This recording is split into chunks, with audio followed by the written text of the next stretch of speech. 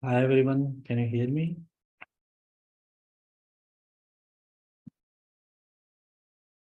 Okay.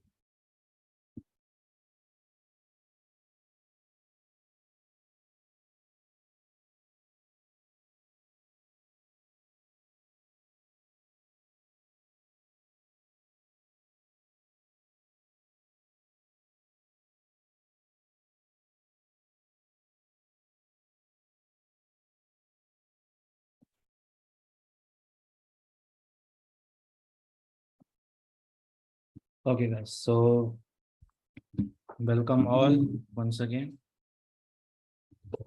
I think just a second, I will set up the. Oh, great. Okay, so as we have mentioned that we have the this week will be dedicated to the forensic part. Anybody knows about forensic? What actually forensic is all about and how it is gonna look like? Anything? Anyone knows? Okay, I got one no answer. Anybody else? Okay. Just like see in the some Hollywood movies we have seen about the investigation part. That just like not murder case actually, but it's related to the digital data, like the information, of course, phone data information. You have seen some agents movies like Mission Impossible is there, Terminator is there. Okay, Hacker is there. Movies are available. Correct. So in that, what actually happening? We have informations are stored, so that we have to recover and analysis that who is the actual victim is all about, like how we can track after the crime is done, how we can track as a hacker in a different approach. So that's what we call okay, unlocking. We'll discuss about iPhone also, how we can unlock. I will share the chat part, that how we can unlock and what are the options are available to unlock any mobile phone. That's the part of cracking. No, Nikhil, it's all we just started about the digital forensic and forensic part. Okay, so let me share my screen that everybody can see. Yeah.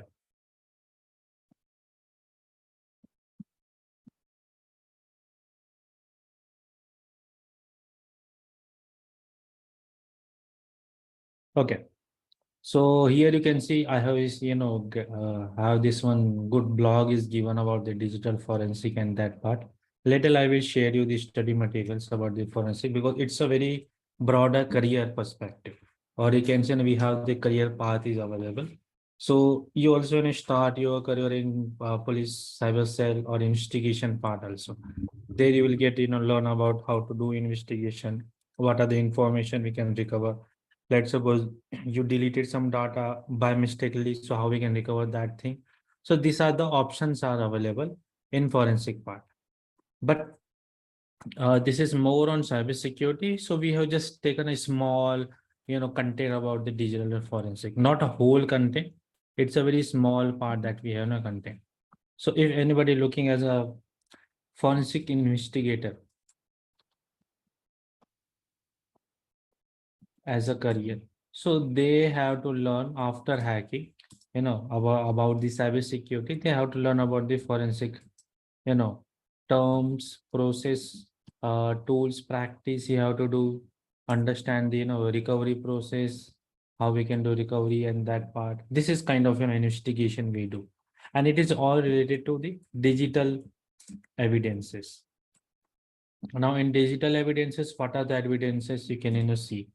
If you talk about the mobile phones, correct? All the electronic device in a simple way, which used to share some data.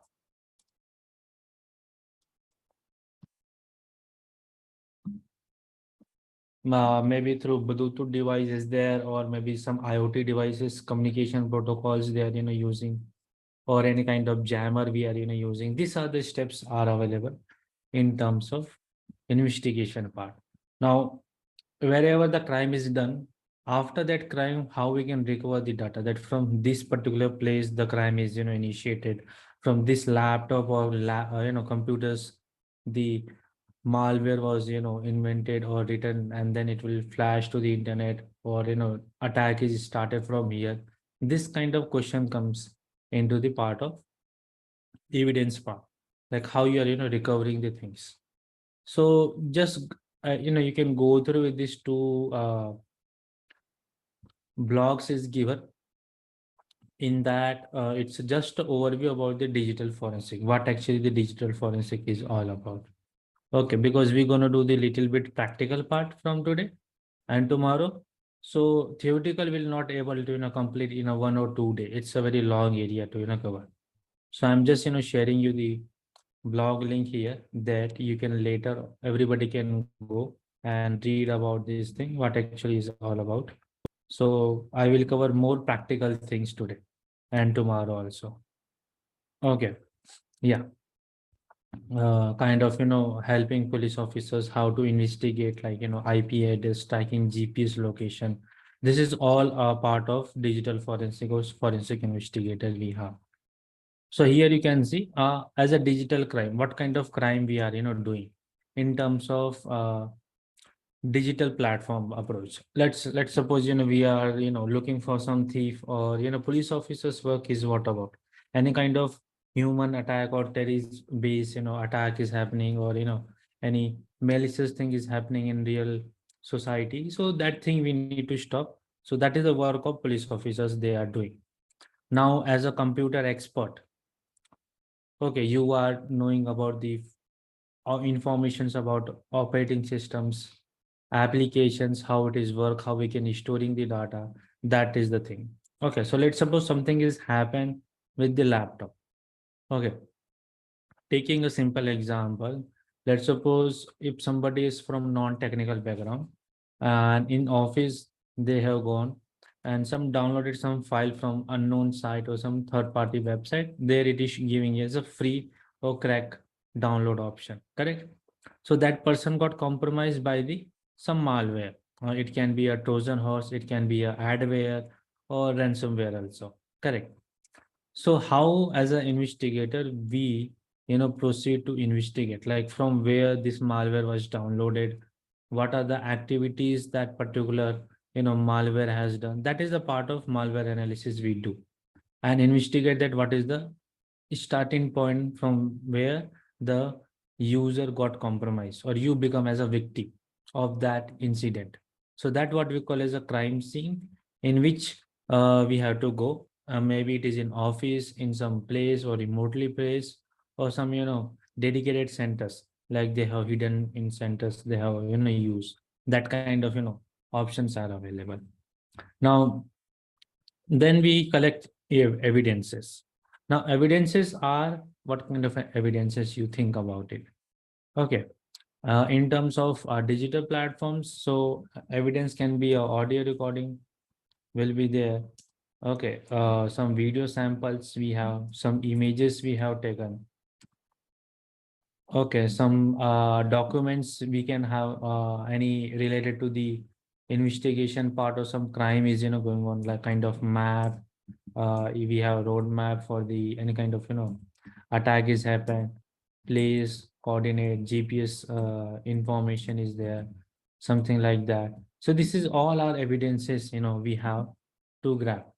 Yeah, recordings is there. Somebody's doing recording in the background, or camera recording. They have hidden cameras to investigate or just reveal someone. So this kind of projects is going on in the investigation part. Okay. Even you have seen in YouTube some news channels also do unwanted surprise hidden camera investigation, that what is going on in the government offices, what is going on in this particular fraud. Some companies are doing some fraud, call fraud. Is this kind of activities are going on a daily basis. So how we can track, found the information, and then at last it will be submitted in the court, and it will be as per the law under section If it is submitted, that means it is acceptable. But one thing here also, let's suppose somebody is doing kill death warning to someone on fraud calls, that kind of thing.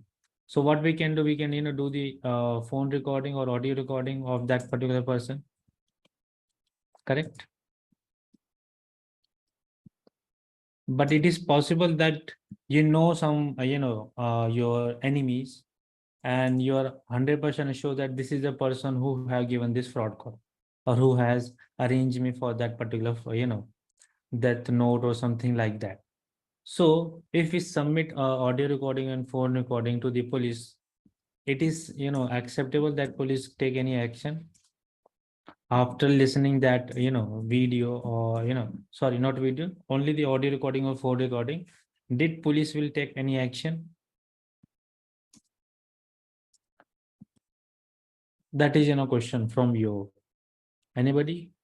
It is 100% acceptable evidence which I have collected, that police will take action and it will start investigating.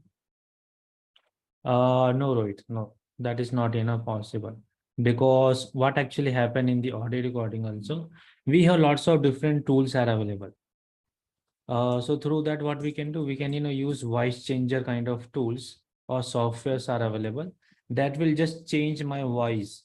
So even if I am talking or giving some warning of kill or any kidnapping kind of uh, warnings, so I cannot 100% assure that I am the original person who have given you the that kind of warning on the phone call. So police will not take the action at the same place. They will do the some investigation. They will ask who are the enemy, what are the daily day to day routine tasks, anything you have got fight with someone, or any information or something you have missed. So that kind of thing we it will help police officers to get more information. Then they will move to the further investigation. Okay. And it will take 24 to 48 hours also to start the action. That is the thing. Because we have lots of softwares are available that will change. Or I can change your voice modulation. And if I am speaking, it's supposed to be like you are speaking to someone. So the direction will not very far in that way. We have to collect some more information. Yes, dummy voice is there. Okay. How we can expert? Shashank, for the expert part, you learn the cybersecurity, then go to learn about the forensic. Like we have the CHFI is a one certificate from EC Council. There you can learn about more, investigation part and cyber forensic tools. Then you can move to the connection with a cyber cell to get the job. But of course, for the getting cyber cell jobs, you have to apply for the in India, we have to apply for the UPC exams that we have, civil services exams are there. Or maybe you can apply for IB, that is Investigation Bureau exam is going on. So through that, you can get the entry in this kind of agencies to work with that part. Okay. So that is the one case we have. So this is like, we have to follow some steps. So let's get into the more in depth about all the investigation and process part. Now, what are the goals is there? Like, as a forensic investigator, what you gonna do? What will be your roles and responsibilities all about? That is a basic thing is there. Like, what is the crime is all about, and how you are gathering the evidences. What you have found, what are the crimes is committed. It can be some kidnapping call, it can be some bank fraud call is there, or it can be some malware related activities done, or somebody just copy or destroy your system with some malware or virus. So that thing, how you can find the culprit, who is the original culprit, and then how you can submit that evidences into the court, so that law will follow as per the punishment, whatever the activities done as per different cyber laws in different countries, not only in India, but in different countries we have different kind of cyber laws is also available. Okay, and that thing. Now digital forensics are available in this part. Like let's see here. So crime can be done in normal laptops, computers. Then we go with the network forensic. It is like somebody is sending some malicious mail, to you, or somebody has done DNS spoofing or ARP spoofing kind of attack. So that comes into the network forensic. Or even Wi-Fi attack is also come in that. Let's suppose somebody has compromised your Wi-Fi, and then they have performed some phishing attack or DNS spoofing attack, so that your particular username password is got leaked.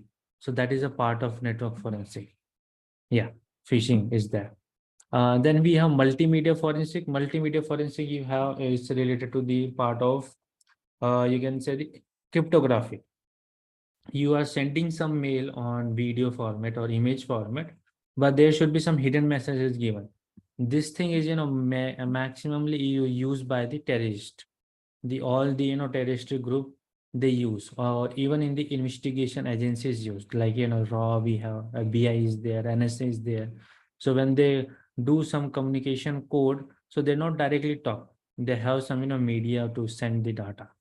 So that is what we have the forensic is there. Yeah, steganography is a one technique that we use uh, to hide some data in image format or in the video format. Then we have the mobile forensic, because mobile forensic is the fastest communication way and easy to track, because whenever we do any kind of call, that can be trackable. Of course, we have some burner mobiles. Is there like what we call as burner mobiles? It's particularly when we talk to someone. After that, we can just destroy that mobile phones. Just one time. These are like not that one, but it's let me go with the investigation part. So that burning mobile, is smashed. We call just for a one purpose. After the call is done, we can just dump that mobile simply. So that what we call as a burn mobile. Yeah, this thing we use for the mainly the investigation agencies, use in that level, so that nobody can track the information, nobody can track the location, maybe through GPS location, IMI number is there, or mobile number tracking. These are the different things we do in the investigation part. Okay. And then we have the cloud forensic. Like this is the new technologies we have in the platform. So somebody is doing online transaction on cloud platform or doing some migration of data. So there is kind of maybe crime can be done. Memory forensic is related to your hard drive and storage part. It can be your SD card, memory card is there, hard drive is there, or SSD, or maybe if you are using uh, RAM information, that is called real-time investigation. So that thing we have in terms of memory forensic. So we'll go one by one, step by step. Yeah. Uh, no, Pratik, IoT is a different thing. So IoT will come as a different part of forensic, because in IoT we cannot categorize in a one area. We have something called drone forensic is available that we do, that how the information exchange. So we have drone forensic, we can do the satellite hacking related information, then we have car hacking related information. These are the things. Then we can jump into the biometric investigation part, that how we are bypassing fingerprint or eye scanner is there. You have seen some of the movies also. So that thing we can only use to bypass the things. So this is a part of IoT, but we can combine as a different approach. These are the basic things, because in IoT we are not 100% confirmed that this is the original device is by the person who has using it. Okay, because in mobile when we buy, we have the customer information, correct? But when we are buying some small devices of IoT, we don't have any registration information. So that's why it is very difficult to track them. Like this is the original person who have registered, correct? Because we don't have the exact customer information is available. And IoT devices are like very small devices. So if anybody knowing some embedding programming, or they know how to do the motherboard design, so they can even build their own custom IoT devices also. So that will be very hard to track that thing. So that's why we go with the instead of dedicated IoT, we focus on the IP address and MAC address information if we got it. MAC is little bit harder, but IP address is the main common thing, because even IoT when we are using for network communication or internet when we are jumping, we require IP address. So very smartly we can track this thing with the IP address part. So that's how investigators help them. That is the thing. Can we bypass eye scanning too? Yes, Gaurav, we can bypass it. If you have seen about we have the what we can say, the goggles are available. So instead of goggles, we can use that eye slits are available that we can use in our eye part. So through that we can bypass the things. Even you have seen in Resident Evil a movie. Maybe if you have seen or not, that we have used to bypass the biometric scan. That thing is there. Uh, Nikhil, how we can protect this thing from different kind of devices? Only the thing is that whenever we are using this kind of devices, we have to aware about it from which network we are connecting. Like even we are in public network, but we are not connect to somebody else network part. We have to protect with the hardware securities available and firewall securities are there. So from there we can use this thing. Pratik, that is particular thing is that when we are using IoT devices, so IoT devices is still are limited access. We have limited access on cloud platform. Cloud platform is actually used to just collect the data, collect data from IoT devices. That's it. Right now, we cannot measure control. What happen if the hacker physically coming in your organization and then try to manipulate the hardware device of IoT. So at that time, you cannot able to control through cloud platform. Okay. So that's why IoT, not 100% we can control through cloud platform. We have some limitations because IoT devices are very small devices. So to communicate, they only just, collect data and send to the upper layer of the applications and devices or monitoring devices. So if anybody is compromising hardware, we cannot remotely can then control it because then the control is to the hackers they have. Okay. So that is the part. Of course, we can do IoT hacking also. There, this is all comes in that part. But we have different kind of categories is divided. That's the thing is there. Now moving further, so these are the theoretical part is given. Here you can see what are the evidences you can collect as a digital part. Like laptops, computers, browser history is important, logs and event is important. PD and tablets we can use for the small devices or some development accessories are available. Flash drive. So right now we are using pen drives, SSDs or external hard drives is there. Memory forensic, so we have hard drive, SSD.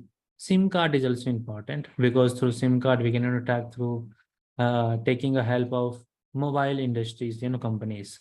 So they can provide the information about customer. What are the customers using? What are the call records are there? That thing we can do. Multimedia, and we have images, audio file, PDF files are there, doc files, and emails are there. So that is a part of digital forensic. And this is what we call the metadata and data that I will explain in later how we can do. This is the principle you can see.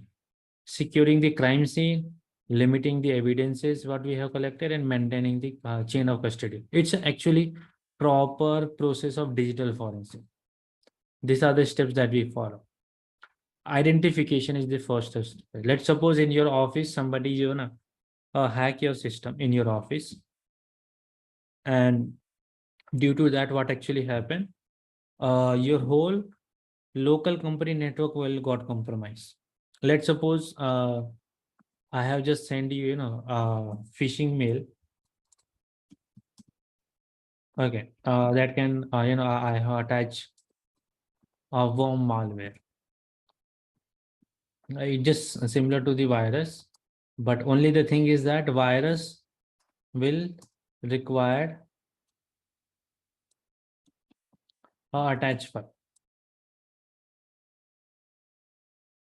to spread, and it will spread physically. Like let's suppose we are transferring some pen drive data or we are transferring from hard drive is there, that thing.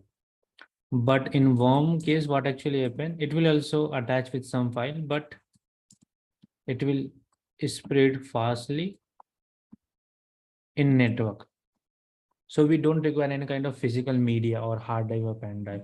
So worm become more vulnerable as compared to virus. Okay. So what happened? I have attached some malwares and I have sent you to your company you're working, and in that you have opened that particular you know option about the process, what we call mail. Simply you have opened the mail and installed some file, and in the background what actually happened, worm is also installed. Correct. So it will compromise your system first. That is the thing. Second, then when it is connected to your local company network, so whoever running the laptop in your company, the whole system will got compromised with the help of worm. So in that way, how the whole become a part of compromise. So hacker get the idea that this company got cyber attack part. So due to that, what actually happened, we will call cyber police, or you can say cyber cell department, or maybe the digital forensic department, to investigate like from where this attack is happened, who is the first victim who got compromised, just like biovirus we have. Correct. Who is the first case, then how it is spread, what are the behaviors are there. Same thing we also do in the part of investigation. Okay. So what actually happened, we will just first thing we'll do, disconnect all the system with internet, so that no data will exchange from local system to the hacker side. First thing is that we have done. Then we'll call some forensic investigators that you have come, and then so what they do, they will just collect the information. So they follow these 6 steps. Identification, like the first investigator, what we call is this is what we call as a technically first responder, who or was present at the time of this attack or this crime was gonna happen. Who is the first person who got know that their company's network is compromised, so they have called to police or maybe the cyber cell. So that is what we call the first responder. That is the first person who view this changes in the network, or seeing that somebody is stealing the data of company assets. So that we call as a first responder. Then we have the identification, that identification in the company, how it will happen. Like let's suppose the company's all system will just got in the without internet mode. They will not shut down, it will run in a real time, because some of the process can be close when we shut down the system. So at that time, what actually happen, we have some advanced malwares are also available, that we call as still malwares category. It will working in a spy kind of approach, or you can say spywares are there. Okay, these are things. So when the system is running, then they will activate. When the system got down, or some functionalities of application we didn't run, so it will be in the still mode. Nobody can able to track, even the antivirus also cannot able to track that this is a virus or something is like that.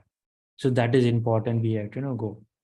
So they follow this 6 to 7 steps, that identify, then preserve the all the investigation. Firstly, they will do the real time and analysis over the all the systems which are running, and then they will collect all the data. It will be in the what we call as a Faraday bag. It's a forensic kit is available, kind of toolkit you can have this kind of a. So they will collect all the hard drives, mobiles, external devices. It is like, just like you have seen in some movies and crime scene also.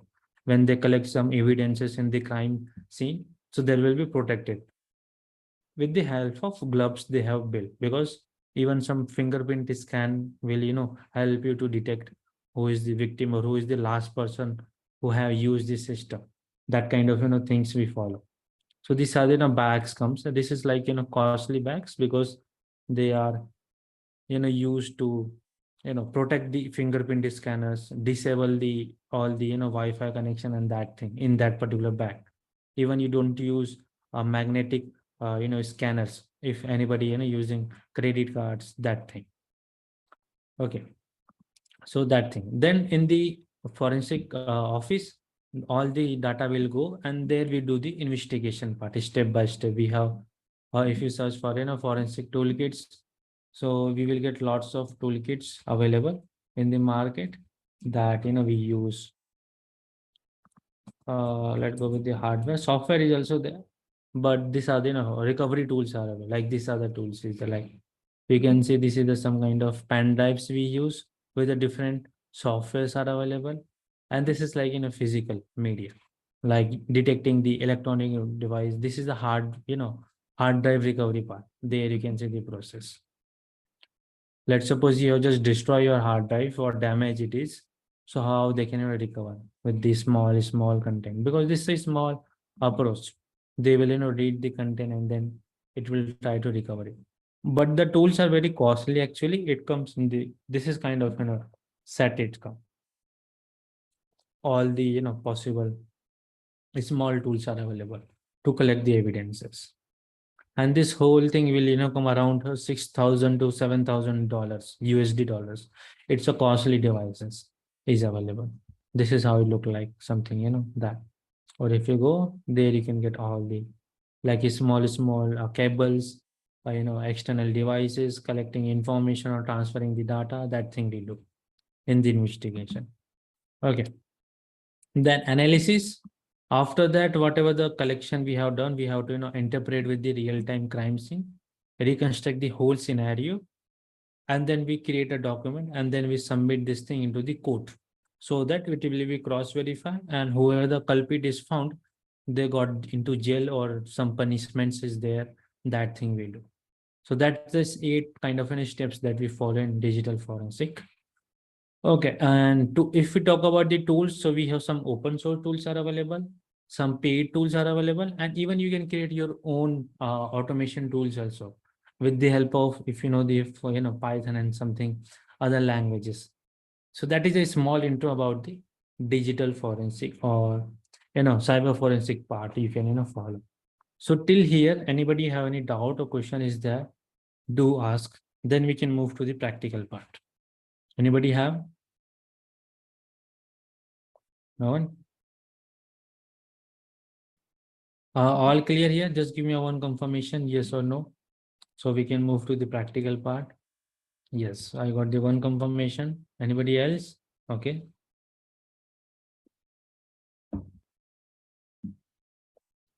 Azar, to make a career in this field, you require to, learn first about the hacking.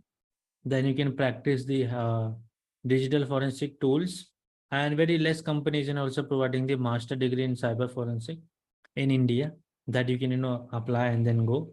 After that, you can have to apply for the civil exams. There we have IB is the investigation bureau exam you can do, or we have the cyber police exams is going on. So there you have to fill the form and then pass the entrance test. Then you can join the government officials as a digital forensic part of that thing. So they require master degrees and experienced persons into this field.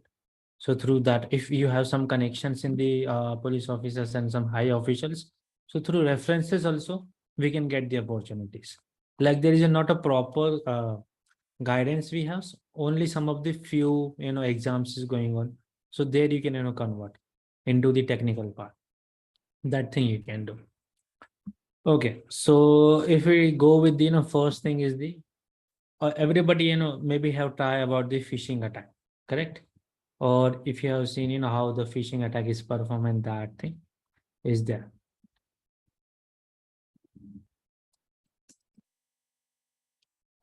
Okay, or maybe you got the some spam mails, or maybe you have seen about the fraud mails, or just like lottery winning kind of or maybe you have got some Amazon vouchers code for the shopping kind of thing is there. This kind of mails comes into the spam.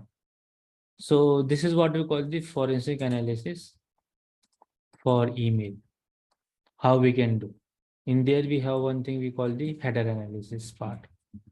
And whatever the file is, downloaded, whatever the file attachment is there. So there we can do the investigation of that part. These two things we're gonna do. Okay. So anybody have got this kind of mail in your mail IDs? Maybe you are using, not today, not yesterday, maybe in past. Anybody have got? And if you have seen in your spam also, you can get it. Some promotion kind of mail which is irrelevant to your, a topic or interest part. Anybody have got that kind of things? Yeah, lots. Okay, get. Got it. Great. So the first thing comes that how we can investigate that from where this mail is, come. From which location is that and how we can, perform that thing. Okay, so we'll take a real kind of scenario. Of course, everybody knows that Saksham sir have YouTube channel, correct? So in YouTube channel, there is if anybody knows the company Valve, who playing games, they know it's a part of Steam, and there if you go know about the CS:GO or Counter Strike, it's a very good game. So they are building the CS:GO. This is the original company Valve. So if I open the Valve, so this is a corporation. They are building video games. It's an American based company, and they have built CS:GO also, and other games also they are doing. Here you can see they have. If anybody are interested in computer games, they know Half-Life is there. Counter Strike is very famous. Portal, Day of Defeat, Team Fortress is there. Left 4 Dead, and even Dota is also built in their condition. So these are very big area to cover. So the Saksham sir have got some promotion mail in this part. So I will showcase. So he have forwarded me in very past year. This is how it look like. I think everybody can see the mail. Yeah, here you can read this stuff. This is the first mail come. It is for the advertising, particularly, and you can see it is from the company part they have sent. This is the particular person name. You can see Camellia. This is a mail ID, and this is a date. You can see a specific time too, and this is the content they have given, like something they want to promote in their streaming or gaming platform. Like in India, we are getting a good career by starting in the gaming industry also, in terms of streaming after the PUBG and BGMI and Free Fire kind of games is come in mobile uh, industry. So lots of people are interested to sing streaming and live gaming also. So same thing, Valve also do some kind of promotion to promote their games in the Sir's YouTube channel, so that they will get some affiliation and we will get some profit, correct? This is how we got the promotion and ads if we are having good audience in our YouTube channel, correct? So everybody have read this thing? Anything you got any kind of malicious part, let me know. After reading this part, all is good right now, because I didn't see any kind of malicious or something, not that. It seemed to be very simple and kind of promotion mail, correct?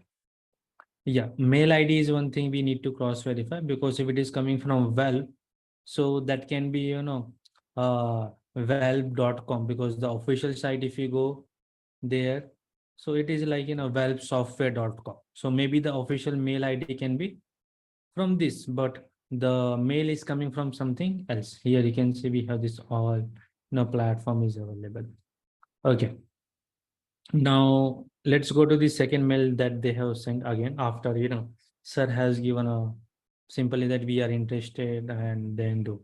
So here you can see then they have given us something from Valve, but the mail ID and the domain is different. First thing.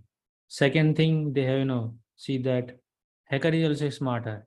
That I am I am Charlie. I am public relation manager at Valve, and the same thing you can see here.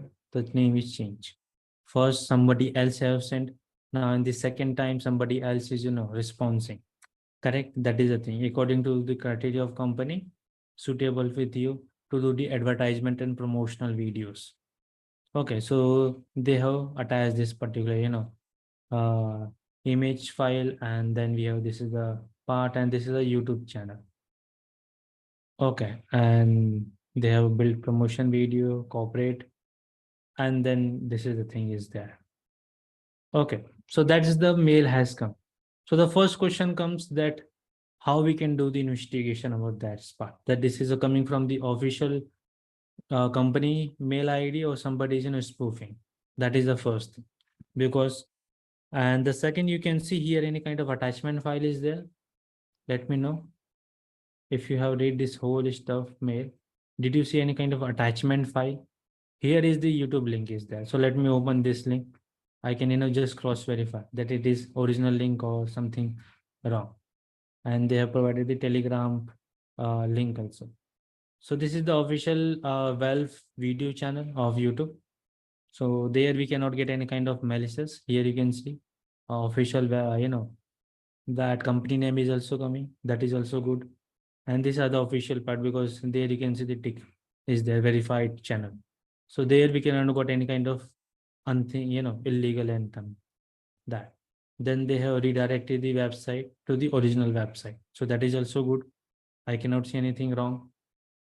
And then this is, Michael SSM is a well production manager. So this is something, highlighted. Here is the name is Michael. Okay, senior media or promotion part. But here it is showing that somebody, is there with the Charlie PR manager is there. So because see, Telegram contact, we can, find it through social media platform. Got it? So you can also become a person as a Michael and send the mail. That is the thing is, done. So how the next step then we can follow? I got the idea that this is a spam mail, but what the next step that we can follow to investigate? Any idea anybody have apart from this after reading this mail? Just give any your approach or something like that. Anyone? Here you can see the all details. Let me know.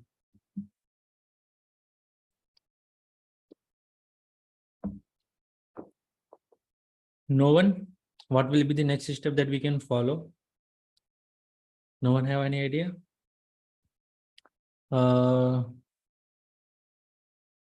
Yeah, mail domain we can check that. Okay, let's see. This is the two mail we have got. So I will just check with the sagenam.cz. So I will just, copy this thing. And let's open in the new tab. So this is the first domain which I got it. And the second we have got, this is from the morom.online. Okay, so we'll verify both the domains. So the first domain that is morom.online, it is not showing any kind of data. And the second, it is one website, I think. It is something from setuping something like personalized. Let me just accept this thing. And this is the one website which is coming, I think, from some different country link. It is maybe it is written in Russian or Czech Republic is a one country in which that language is written. Czech Republic is there. I have investigated. So there you can see it's a news channel website is there. Okay, you can see the all the location, temperature, TV programs, that thing. So this can be easily can be modify and taken them from public part. Okay, so it is from UK or the Russia side is that Czech Republic. So if you go to this Google Translate page, there we can see CZ. It's a country. So that is written. So you can just change this thing into English. Now the page is written. You can see in English. So that's a no relation between this website and this gaming related website. So we got the confirmation that this is the spam and something, malicious mail we have got. Now what the next step then we can follow? Any idea? Yes, that is correct, Hansraj. You got the little right point. So here you can see we got the two download files are available. The first is the that we call the promotional video, and this is the agreement they have given. Okay, so I will download these two things and then we can move. So right now I will not open here. I will go to the virtual machine because we don't directly impact our main machine because any kind of, so here I have installed the Windows 7 machine for the investigation. So I think, let me just download any one browser, then we can, set up for the investigation part. Till you can try to search something new, what else we can, do before downloading, because sometimes what actually happen, even when we click to download, and it will, give no pop-up, no warning, and it will automatically download. So that will also, uh, thing will got wrong. So let's go to the download. Yeah, it's referring to my H. Let's show. Let me go with the Firefox.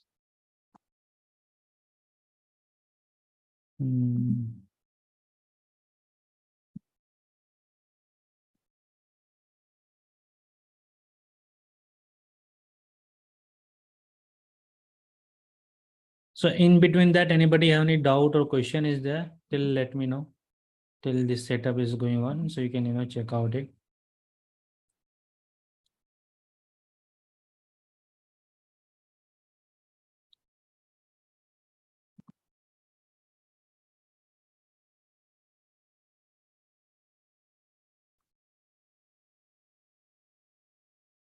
Nobody have any doubt, anything?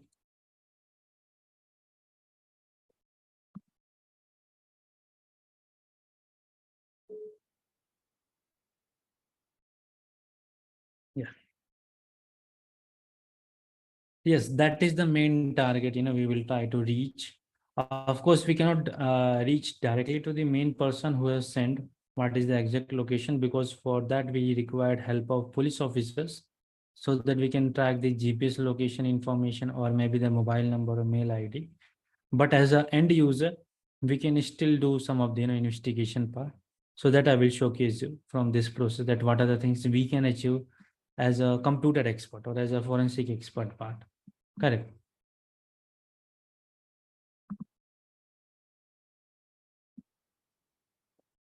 Okay.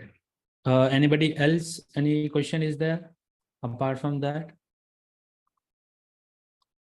No one. So here I have set up the small lab. Here you can see I am running the Windows 7 for the download any kind of malware, or you can set up, install Windows 10 also. But remember that you have limited RAM is available.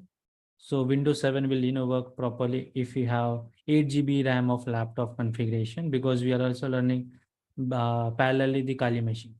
So I already have good RAM. That's why I've given 4 GB RAM to Windows 7 and 6 GB RAM to Kali machine. So if you have limited, so you can go with the 2 GB of Kali GB and 2 GB for the Windows 7. So you can run parallelly, or even without, tools, you can, work on that part. So that is the thing we have to follow. So let's go with the sync, continue. Here I will just log in with the one of my mail ID so I can forward the details. Let me just log in. gmail.com. Then let's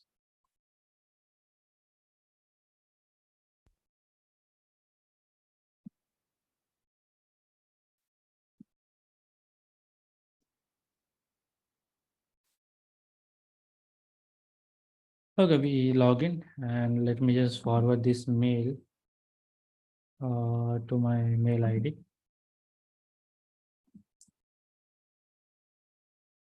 No reply is not required.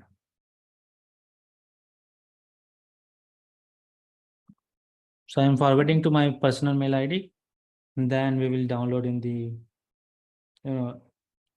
local box, and then simply send. Okay, that is sent. Now let's go to the virtual machine and got it. Continue. Confirm and start browsing. Parallelly, the Firefox is also downloaded. No issue is there. I think dark is look good. Then let's go to the mail dot google.com.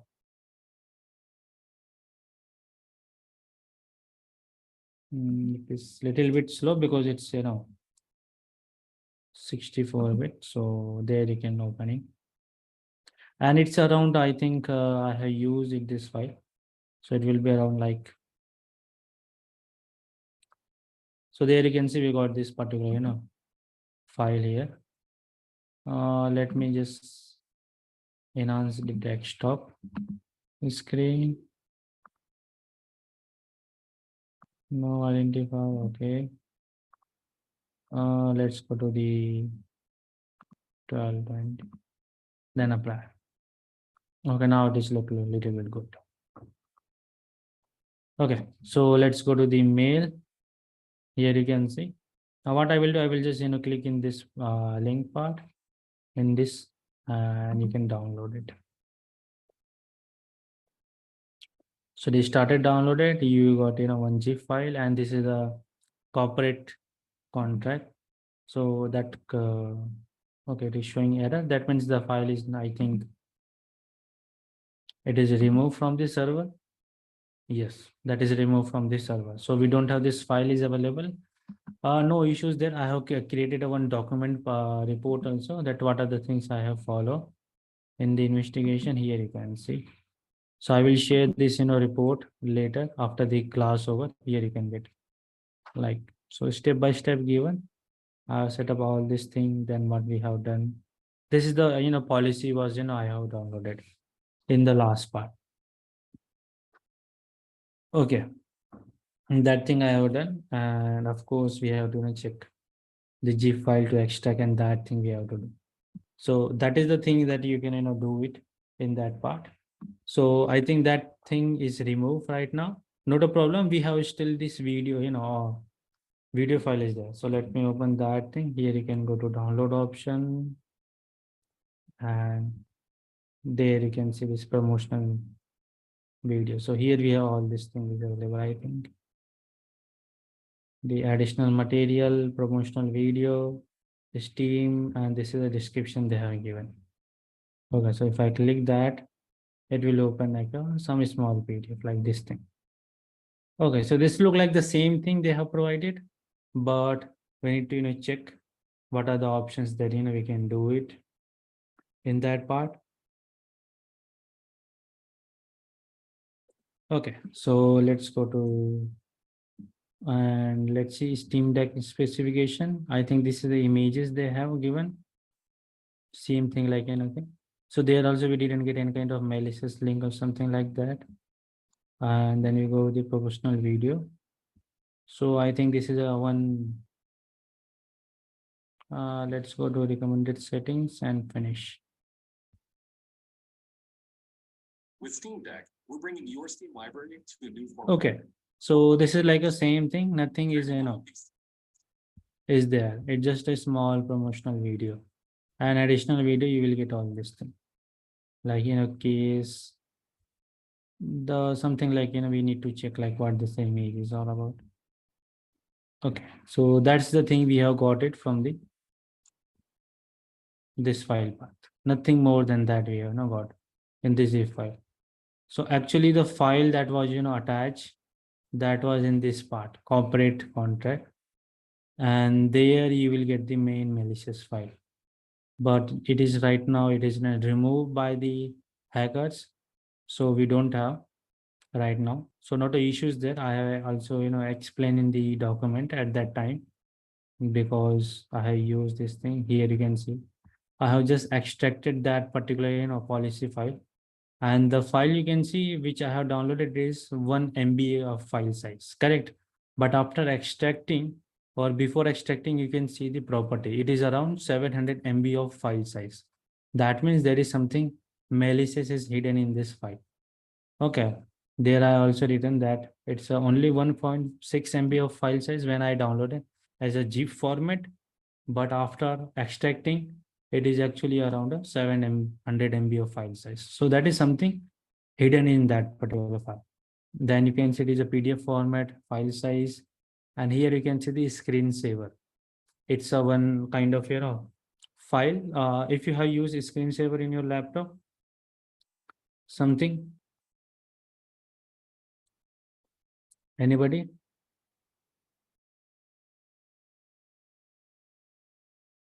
No one? I will showcase in my laptop. There you can see the background image. Correct. So when you go to the show more option, and then you can go display personalization. So in personalization, you know set the screensaver, I think. Here lock screen is available.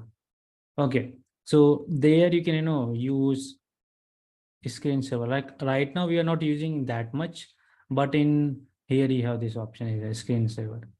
So this is screensaver. The supported file is called the .scr. Is that actually here you can see the in the document it is given .scr. It's a file name that we use. So that kind of file was extracted from the file, and here you can also see it's a .exe file or something like that. It's showing it's a PDF because it's if you read the mail they have given, this is the corporate contract. That means some document file we have to use to sign and give the update, but that thing is not available. They have just hidden something in that part. So I got some more instant that I'm going on the right path. Later what actually happened, I just try to run this file. So after running this file, it is showing that the PDF is not available. The PDF is not able to run because the application type it is showing as a screensaver. So next what I have done is that after sometimes this file is not running, but after sometimes what actually happened, the whole Windows machine got black screen. Okay, for 1 hour 30 seconds, because it's a screensaver, so it will just react as a screensaver, correct? So it got black, and after later it will just go in then a login screen. So even I have scanned with the help of malware analysis tool, which we use Malwarebyte. So I just downloaded the Malwarebyte. It's a free 14 days trial period they will provide. So I just downloaded in the Windows virtual machine, and then I scan it. So after scanning, it is showing that something it is running in the background. Like there is a no detection of the file. It is not showing any kind of virus, nothing.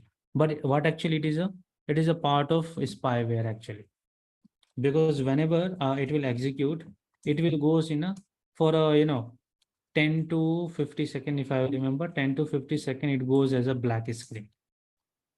Even I am running or doing some kind of work, and then it will automatically reset itself. So at that point, what actually happened, it is sending the local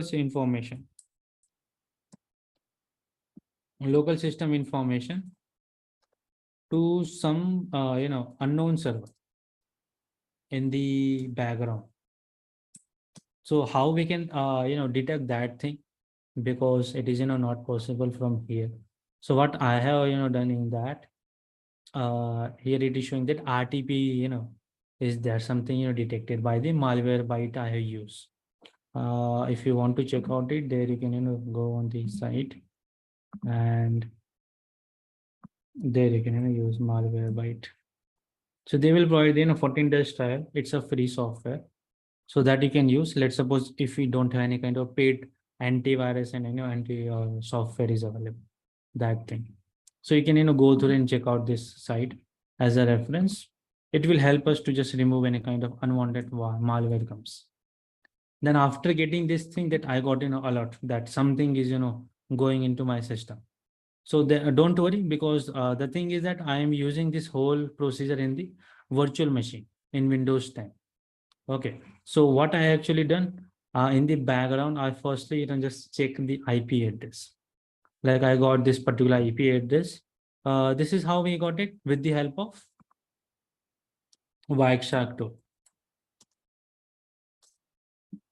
This thing. Okay, because when we automatically run the file or PDF, that is we have that PDF extension is it's .scr, but it is showing as a PDF. When I run, it shows error. But in the end, what actually happened, it goes black screen for some 15 to 10 10 to 50 seconds, and then come into the normal condition. This is the whole life cycle of the malware that is running. Okay, so as a non-technical person, what actually happened, they will think like, this is something error, I have downloaded some wrong file. Correct, same thing is happened. But now this is the whole thing we have got it. So after getting a Wireshark analysis, so I got this IP address. Now it is coming from something from Germany location. This is the IP address I got it, and this is the who is, that is domain information we have got. And then I just check with the domain morum.online. So of course it is also not running right now. It is showing the error here. So still it is getting error. I can get the IP address, correct? We can open this cmd command and then we can ping there to this IP address morum.online, or the domain name here you can see. And if I ping, you can see ping is not available or something like that. So what I can do is that I can use same thing. I will just use here something with like www dot something we can do, or we can use who is, and then we can check this particular domain information or something like that. Or if you can go with the ns lookup tool is there, we can check something about the domain information. So I got some unknown IP address, something I am getting.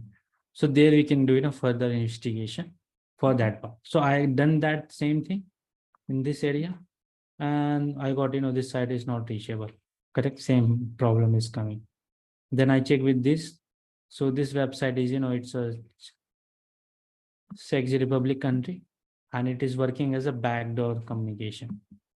So whenever I run that application file, it will just collect the data from my local system and send to this particular IP address in the background. That's how the attacker is going to do it.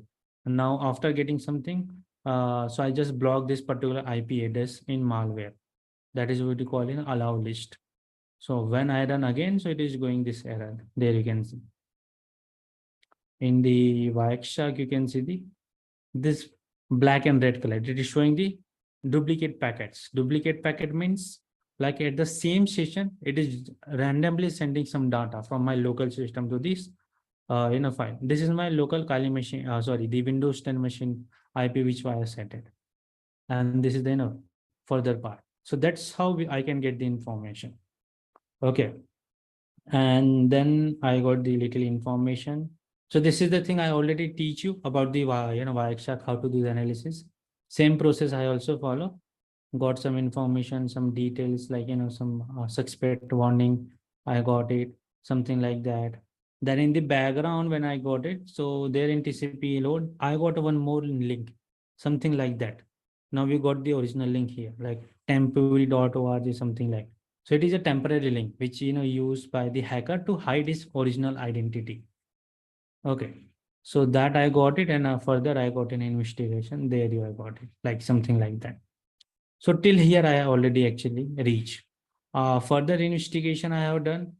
So it is showing that the website is blocked. Whenever I open this link on the let me check again. If I open this thing, copy the, and if it is still active, so we can check it. Else maybe it will try to showcase that showing it is a block because it's a Trojan kind of or something like that. Pratik, for the backdoor link, what actually I have done, I have just analyzed the traffic of the Wireshark communication. So I just follow as a TCP. Remember, I have shown in the tutorial that we can right click on the Wireshark and follow as a TCP. So there I got this hill output like this. You can see follow as a TCP stream at that particular packet. So I got this link. Now I open, so it is showing that it is blocked by the Trojan. Now I will still go to take a risk and then continue the site. It's showing something redirection to the Bing search engine. Actually, it is a redirection, so nobody can get the exact IP location of the hacker. Okay, so same thing I have done, and then it is showing something like that. And then I got the new IP address of this .org website. That is in a domain which you have found. So there I got some investigation, and then I just search for the, so it is going to the redirection to the Bing. That is a Microsoft website. I just search that the thing we have done, and later I got some more information that the location is now jumped from Germany to the Australia. Getting the approach how the hackers are doing smart work. So I cannot directly track them. And I also check in the background process. So this is some kind of whenever I run the file, it will just give this like this backend connection in the task manager part. That thing I have done as an investigation, and then it is again jump to the something in the Germany or area. Bayern Nuremberg, it's one city is available. So there it is redirect, and this is the web hosting website. So I think the hacker, hosting some private server, and from there they, collecting the data. So this is the company name. Now, after that, if you want to get the original person's information, we have to contact to this hosting company and ask them that particularly on this particular IP address, who is the owner or who is the person is hosting some website or some application. So from there we can able to track or get the hackers information. But to get for this approach, we required help of cyber police and investigation officers, because as a normal person we cannot reach there. Okay, so that's the thing I have done and search a little bit about that thing. And after also I scan that file into the virus total that I have given to check that it is showing some malicious malware and that thing. So that's the whole process of the story that I have done. If even it is not installing in our system, but if I run to check, so our local system information is got leaked at the same point. So that's how the hacker smartly build or customize the real time of mail, something like that. So you cannot able to directly get the information. That is whole story about the small investigation. If you are getting something like that, you can also try. One more thing is that let's suppose any kind of no attachment is come. So what you can do, this thing is only you can do in the desktop, not in the mobile application. You can go to this star option, and there you can see the option. Let me just go there, and there you can see the show original option is coming. Okay, so this is the backend part of original mail. Whatever the mail come, this is the original data. You will get it. Okay, that thing. Now what you have to do is just you can copy this from here, and then you can go to the search, and there you can search for email header analysis to identify that who is the actual person who send this thing and from which server it is coming from. That is thing you can do from here. So I think these 3 tools are working well. Now here just you can paste that header simply. Let me just paste and then analysis the header. Simple thing you have to do, nothing more. You can paste here and then you can simply analysis.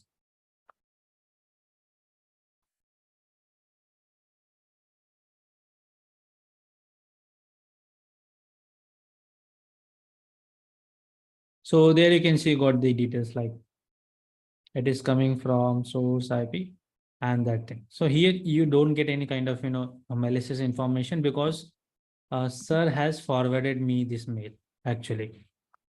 So forwarding means I will just get the information till the next person who has sent me.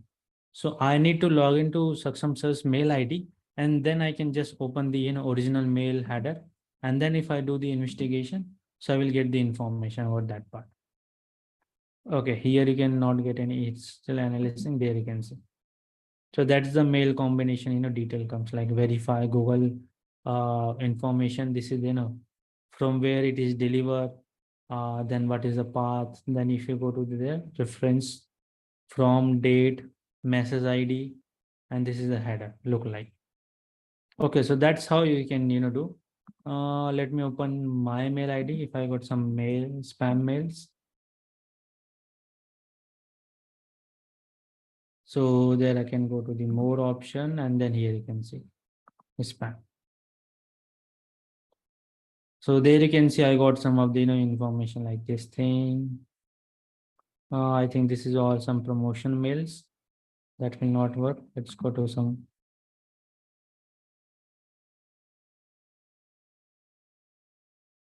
No, this is all promotion mail. So we will get a legitimate. Of course, we have some conditions that if sometimes if it is not follow as per the you know Google standard it, so it will automatically goes to the spam mail also. But that is not that every time mail is wrong. Okay, so we need to check some promotion mail if I have got it or not. This is all promotional mail, like certificates, training part is there. I will figure out. I think this is something we got it. Yeah. Okay, so something this thing we cannot do the analysis. It is coming from insonen.com, something like that. And if you see the detail, you can see mail ID and that getting their domain information. So what I can do, I can just go to show original and check the location from where it is coming. So this is the IP address which I got it. It is IPv6 sender policy framework record. So I will just copy. Then I go there and there let's analysis a new header. So let's it's opening. Yeah. Paste it and then analysis this part. Now let's see what the data it is showing. Okay, so this process actually you can follow in laptops and computer. It is this option is not available in the mobile part. So that's why. So it is looking like legitimate because everything is green color. That means it is coming from legitimate option and something like that. So I didn't get any kind of thing. So you need to check like sometimes we got 18 plus mails, dating sites, mails information in this spam. So that you can do investigation in the background in your site. Okay, so that's the small part. Till here, anybody have any doubt or question is there? Do let me know. Or if you got this kind of some mail, so what you can do, you can install, not install, sorry, download that file in the virtual machine. Maybe in Kali machine, you can log in your mail ID and download, and then you can do the investigation that way. Okay, you can read this document later. I will send you that how I have found and this thing full report is given. Okay. So any doubt, any question is that till here, let me know. All is good. Yeah, just give me a confirmation. Yeah. When we click to show everything that comes next is called, yeah, yes, Handas, that is correct. This is the original mail header. Like sometimes what actually happen, we got some mails in the image part like this way. Correct. It is, built in the image, like, this is not a simple copy text part. So it is an image in that they have given this mail. So in the background, what actually happened, you can see the whole coding about this. This is written in HTML format language. So some hidden link is also hide in this part. Like here you can see we have something like SRC. This is the one thing we got. So it's a like GL just SLNND. So I can just open this thing in a new tab and checking that it is opening or not. So there you can got some data. If it's not, so I can just remove and just open the main domain. So there you can see you got this link. Like we will help you to find soulmate. This is like dating kind of site. Yeah, I am getting it as a reference. Okay, but here what the mail domain is like this thing. So I cannot open that. Maybe it is 18 plus, so it is not useful, but you got the idea, correct? So this is how it is hidden in the background. So this much smart hackers are there. So before we can click or download anything, you can analysis in the virtual box. So that will help you in this part. Okay, so that is the one investigation about how you can do the things in kind of spam in that part. Okay, all clear, everything is done. Okay, anybody have any question till here?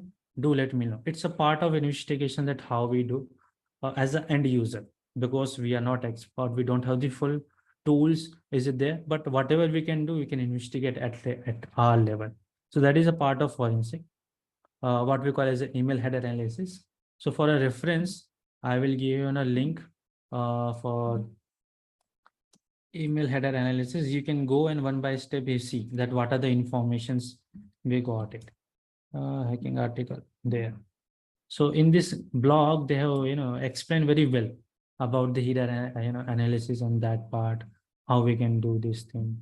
These are the mails blogs you will get it like properly how the mail is coming and that part there you can see. This is also good explanation is given here. Email address like this one, and they have explained what are the information we have to do. Not to set up, this is not to set up this thing. Yeah, there you can see this is look like good. Yeah, here every technical details are given or with the protocols name and what are the things we have to do. This is called sender policy framework, which is important because if you go to in court to submit that somebody given me some spam mail. So what are the things we have to submit in court? The first is your date, first thing, message ID, SPF record. Then here you can go to this, actual original time is this. We have to send, not our local country time. This is the original time that we have to give. Then this is the SMTP resource. And then you can go to downward to get the source IP address. So I think domain, there you can see this SPF record. This thing you have to provide into the code and the timing part. So these are the 2-3 things that is originally submitted, and then only it will be accepted as a evidence in court. So that thing you can check out in this blog. They have explained.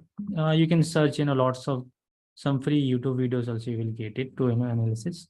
So that's the practical scenario you can do yourself without any kind of compromise of your data, anything like that. So they have explained very well. You can check out it for the reference part. Till here, anybody have any doubt, question, anything not understand? Do let me know.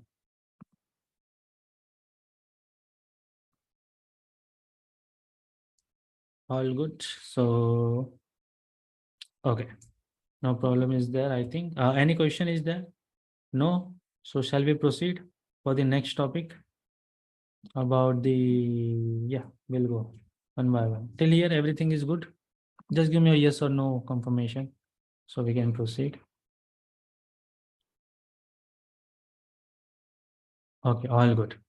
Okay, so one thing we can do is that we will take a 10-minute break and then we will jump to analysis about the something called malware analysis and incident investigation. It's a part of kind of ransomware as a run, so that we're gonna do after a break. So we'll take a 10, let's go with the 10 to not, let's go with the 15-minute break because the session will be little bit longer today. So we'll go at 15-minute break.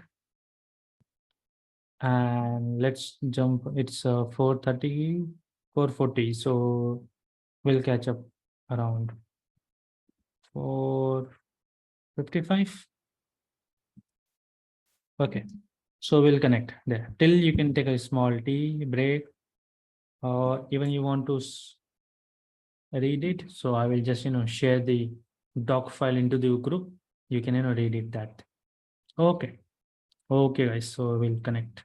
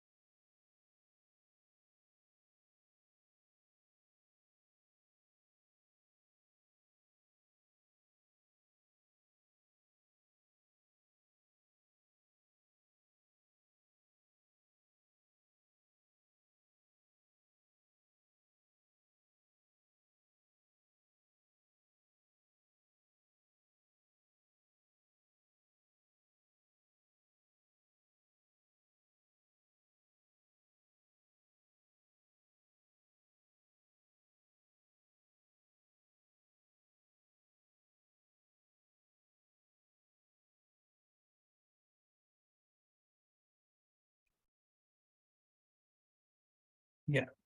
Hello, guys. So everybody is welcome. All are available or not? Just give me a confirmation.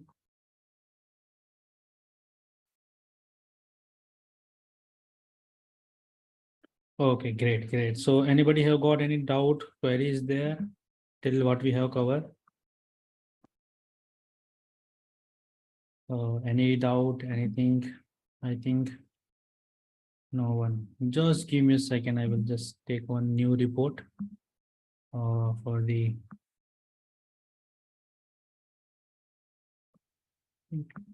Mm, okay, no problem. We'll do the analysis of whole part. Let me share the screen. Okay, so what's the next step that we're gonna do? It's a part of again an investigation, but here we have something called a malware. It's a kind of a ransomware pattern file that we will execute in Windows 7. And after the what are the background activity is going on that we're gonna investigate. So there we required some of the tools and some of the online tools are available. And it's all about the information gathering and how you are investigating the things. That is we're gonna learn here. So that will be Wireshark tool also we're gonna use it and some online tool for the more further investigation. Okay, so what I have done, I have sent a one email into my drive. So let me just share the screen here. Let me open the drive. I think I have got the mail also. There you can see. No, this is the God account. Here I have sent one mail from my another mail ID. So it's a kind of mockrain.exe or kind of ransomware sample file. It's a sample file for the testing and investigation purpose. So I am doing in the specifically in the local Kali machine and the local Windows machine for investigation part. So what I'm gonna do, I will just download it. So it is showing that you cannot access it is terms violation because it is already detected by virus. So I will just go to drive and let me see that we have the file or not opening.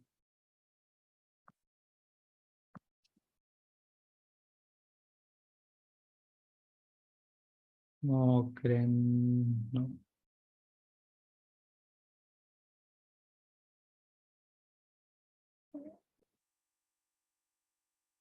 Okay, it is not coming here. Let me try again.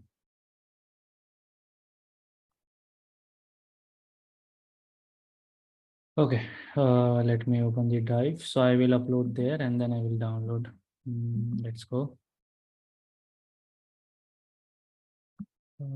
Change my account details.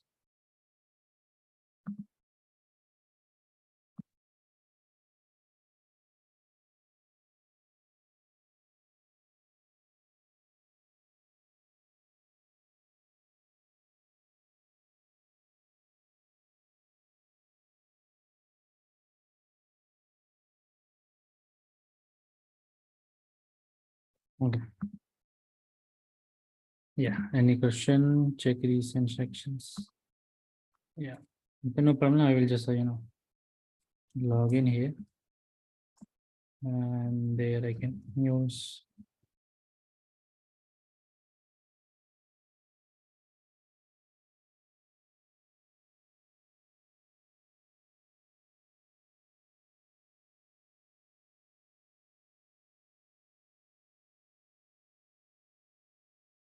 Okay, so the file is uploaded. Let's go to the there, and then my drive.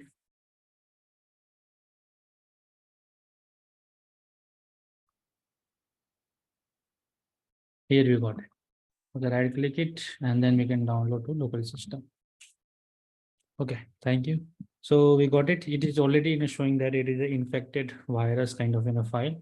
So actually we are downloading to just do the investigation part. It's a practical purpose, not the real kind of ransomware is there. Yeah. So that is done. Now let's go parallelly. We also download the Wireshark in the Windows machine so that we got more details. And there you can download this file. Okay, let's go to 64-bit installation because the architecture is 64. And let me. Mhm. Okay. So two things we have done. The one sample file I have that I have downloaded, and Wireshark will install it. So even if you got any kind of problems in the Wireshark while doing investigation, do ask, or maybe you can go later. So we'll do more in details part. So it's the approach of malware and incident response investigation process that I am teaching right now. It's the one part of forensic. Tomorrow we're gonna learn more about the different forensic tools that we're gonna cover. So we have the USB forensic part is also there. Like let's suppose we have deleted something from our pen drive, so how we can recover it with the forensic analysis. That thing we're gonna do. Then we have lots of different course content. So we'll go through one by one. I will showcase you that thing also in a real time. Parallelly, we have downloaded the older drive. Let's start.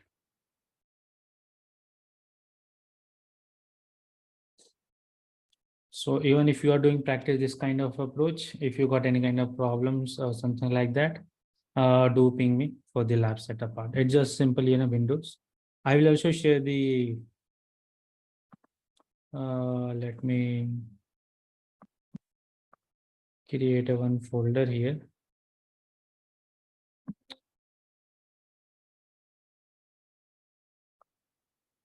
If you want to install Windows 7, then you can use.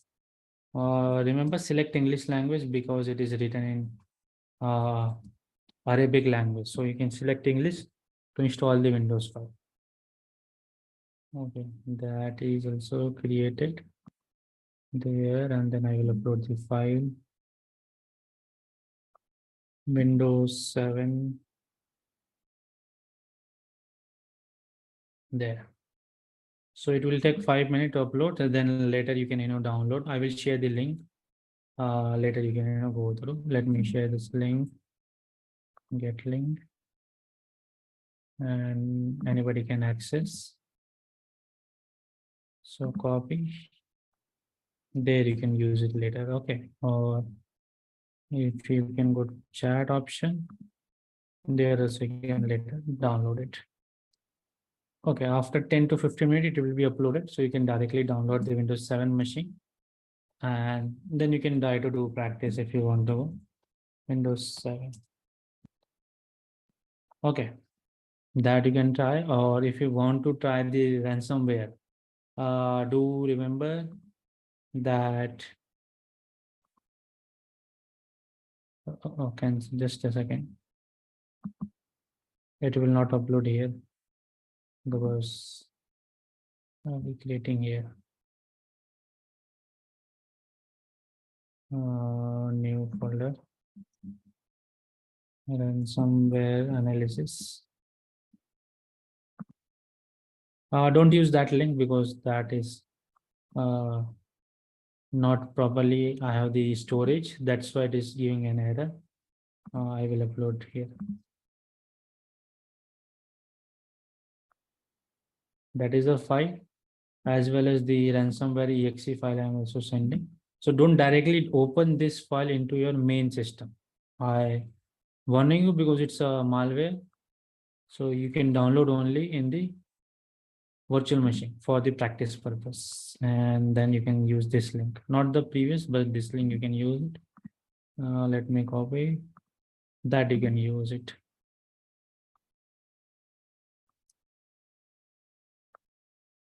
Windows 7 and then somewhere file.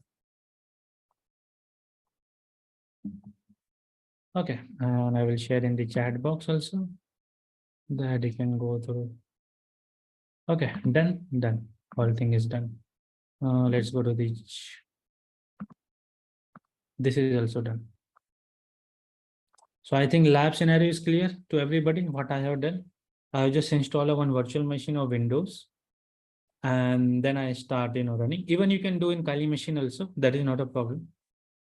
That thing you can do. It's up to you, because in that we have pre-installed Wireshark is available.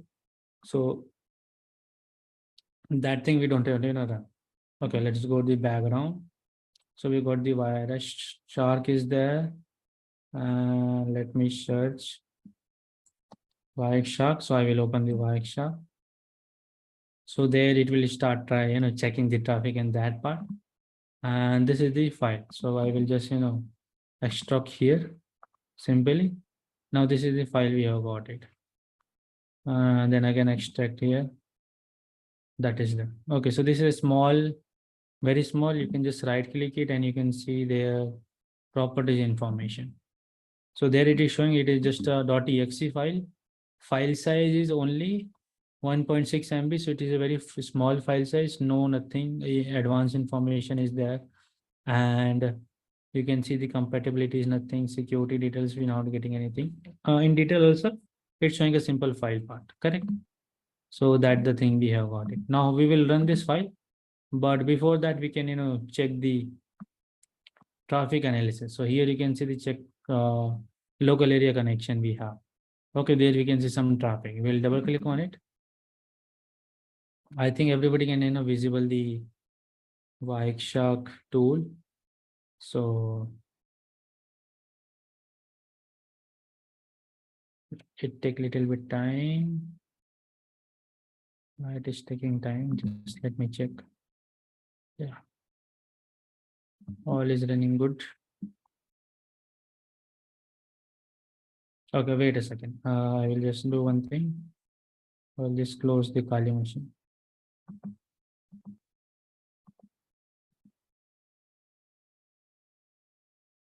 Not required today, even because Windows we can do the whole stuff. It is taking time. No problem is there. Just wait a while minute.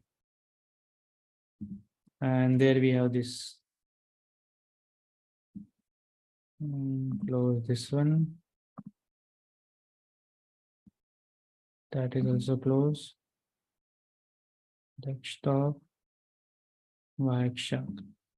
Let me restart it.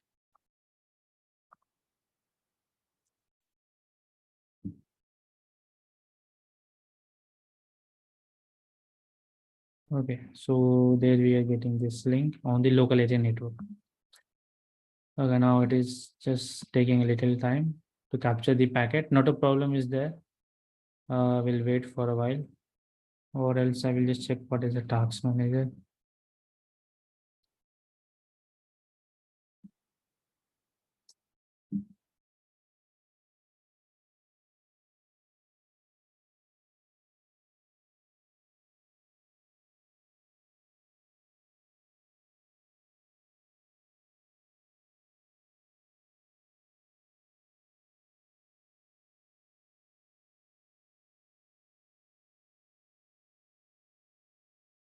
Okay, let's wait why it is showing some error. No problem is there. Let me just close. Cancel. I will close this also. And I think the file is uploaded. Done. Okay, this is taking a little time because uploading as streaming is also going on. That's why. No problem is there. Let me open again. Wireshark.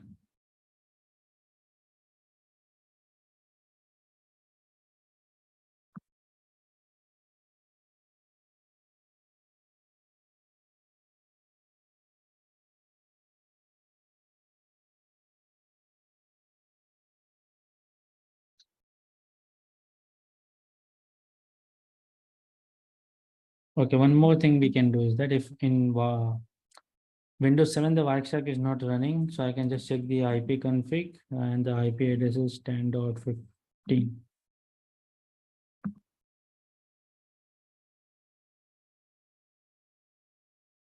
No problem is there. I can just shut down it. And let's open into the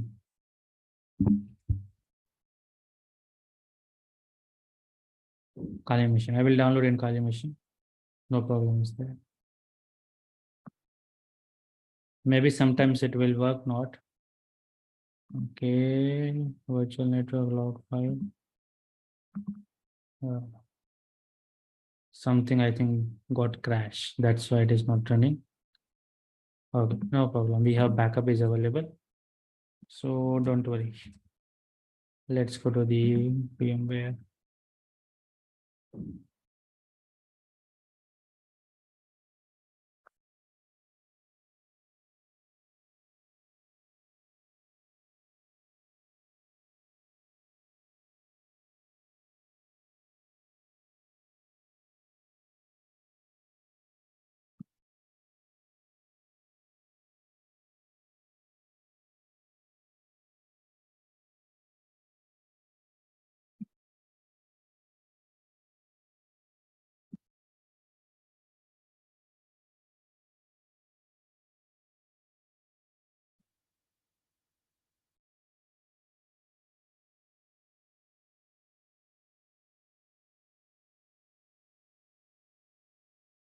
Till it is running, any kind of question and queries there, do let me know.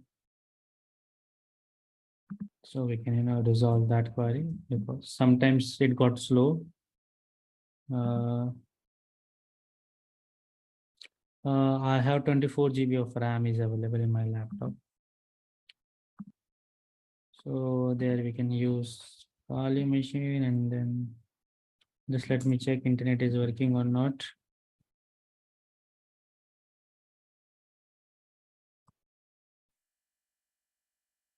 Okay, internet is working. Let's go to Firefox. And I will open here drive.google.com. Let me log in.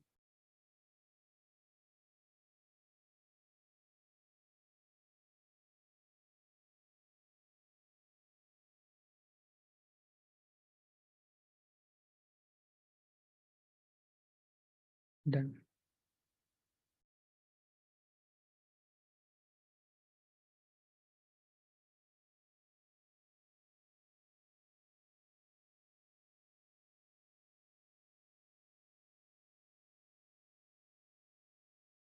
Okay, the file is download.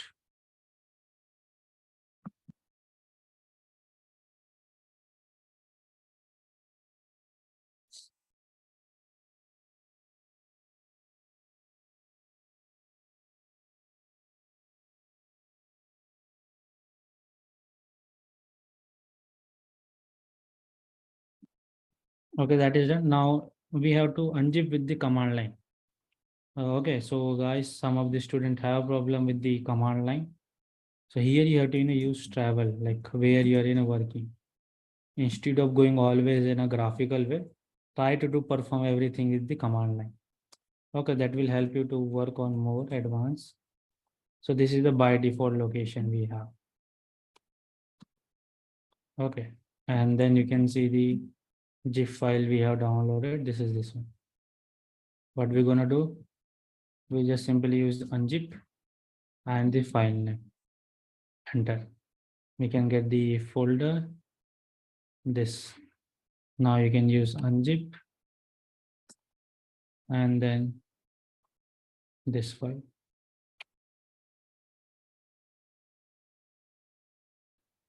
Unzip. So the file is, you can see a folder is there. Readme.txt is there, and this is the exe file. So if you want to read this readme.txt that we have extracted, so you can just use that, and then you can see generally it's a Windows console application. So it's a mock ransomware and something like that. So right click on the mock run and then select as an administrator. It will take time. So what we're gonna do, user and server is there. Let me go to desktop.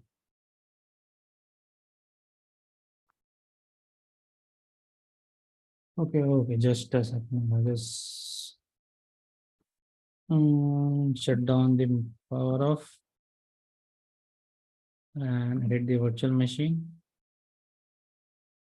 Let me increase the RAM.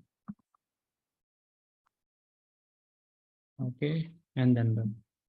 So actually this is a exe file, so you cannot run in Kali machine. Even let's suppose we will try to run, but .exe file is not supported. So I will use Windows 7 for purpose. And no problem is there. We can do it. So this is like daily task whenever we do some kind of advanced practical. Lots of kind of troubleshooting or sometimes machine will not respond. So we have backup is available. You can use backups. What is the password if I'm not wrong?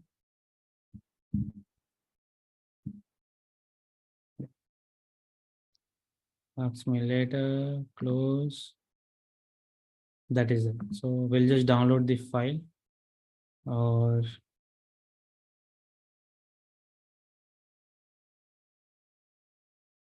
okay. One more thing, how we can share. Let's suppose I don't have the internet access in the Windows 7 and I want to share some file from Kali machine to the Windows 7 in a virtual network. Okay. I will just give you one hint like the command that is, IP address is same range. So IP config, it's you can see 10.10. So if I ping to internet, let me just go with a dot.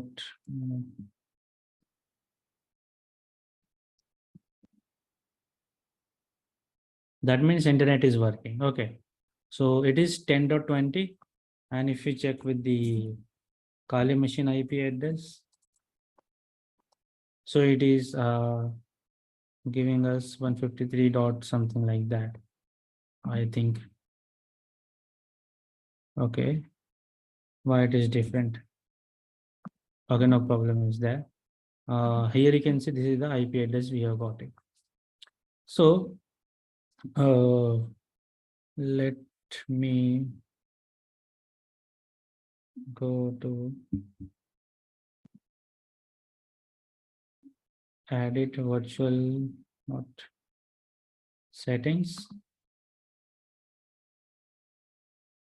Okay, we have two type of adapters are available. One is net, most only. Okay, no problem is there. We got the information like this way. So we can use any network adapters to work on it, and there I will showcase you. So how you can transfer the data from one system to another system? That's what I am asking to you all. Let me just check 192, 168, 153, 129. Okay, so the Kali machine is also pingable with the Windows machine. Got it. So both are working. Now, what are the new steps that you can follow to send that exe file into the Windows machine? Anyone have any idea about that part?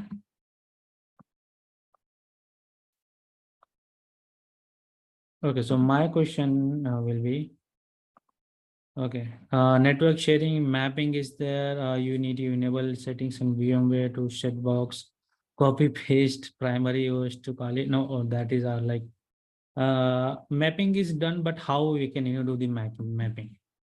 So this is like kind of networking question, but important that we have one Kali machine is running in VM and one window machine is running. So I want to share some file from Kali to Windows machine. And let's suppose we don't have public internet. Like is public internet is not available. One condition is that the public internet, that is internet is not available, because internet I can just upload on drive and then can share. So public internet is not available. It's an isolated environment. What we call as isolated, what in which we have only two machine can communicate. Even not my main Windows 11 can communicate with that particular machine. So I cannot share from here to the machine. Only that two machine can communicate. So Netcat, correct? We can do Netcat, but Netcat is not installed in the Windows. So I think let's see. Netcat is available or not. Let me Netcat and see. No, Netcat is also not available in Windows right now, Windows 7. And SFTP we can use, but if it is in the Kali machine to Linux machine, is that? So there, we can use it. Flash drive we don't have right now. External pen drive is not there. Then, so something we need to do how we can share. So for that there is a call question. We will create, like you already run actually everybody will set up the DVWA. Then later you have set up the web code also last week. So you didn't understand the concept about the servers. That is Apache server. That thing we're gonna use here to share the files. Now how I will showcase it. That we're gonna do. That's the small concept. Let's go to the Kali machine, and that the particular, this is the file we have. We have to download this file. So what we're gonna do, we will just copy this file exe and then paste here, not paste. First of all, we'll create one directory mkdir /where/www/html, and here I will creating a one folder like file share or something. File share, let's suppose I'm file share. I have to create it. Now give the permission plus 777 to this folder html/file share. That is done. This thing is done. Now we can host the, yeah, that is the same thing we're gonna do. Now after hosting is done, let me just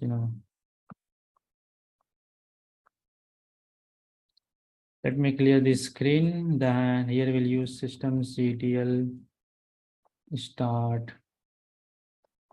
Apache 2. That is started. We'll enable it so that whenever we restart our machine, it will automatically enable. That is done. Now you can go to the desktop. There you can go to the Internet Explorer, and let's me ask me later, and then I will type here IP address 129, enter. You can see Apache is running. Simple concept is there. Now if I see click where we use file DVW, there we will use file share. Spelling is wrong. So you can see file share folder is available, and this is running on this port. Now we'll copy the file, that is cp mockrun.exe file, and then we're gonna paste here www.html and file share. That is done. Now I will refresh. So there, can we able to see the download file or not? Let's see. I will just refresh the file. You can see. Now if I just download, you can see file is saved. Now I can save here in the local file. Simply, that is just the way. Close it. Now you can go close the tab, and there you can see the what we call the Explorer. There you can go download option. There you can see we have the file is available. So that is simple, is added. Now one thing we're gonna do is that here we're gonna start the Wireshark in the Kali machine so that we can monitor the traffic analysis. Let's open the Wireshark, and I think the interface is ETH01. There we're getting the access. Like these are the background part, like that thing. Now I will go to the Windows 7 and open the Internet Explorer. Let me just explore. Opening it. Let's open some website like google.com. It's opening or not. Let's see.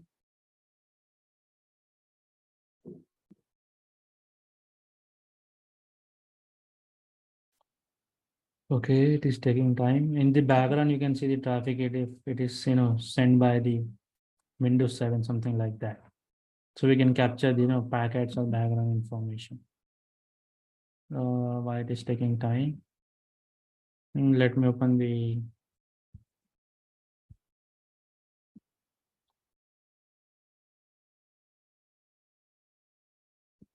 command prompt and check internet is working or not. Our internet is working. Why it is not open?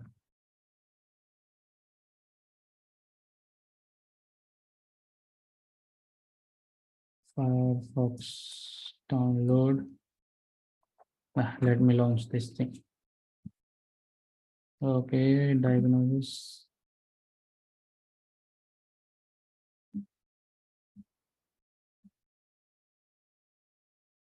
Okay, no problem is there. Still, we can see the. Let's suppose this is the part.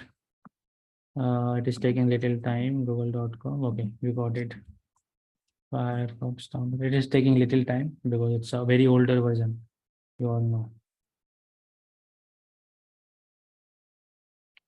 Okay, then let me just download this thing.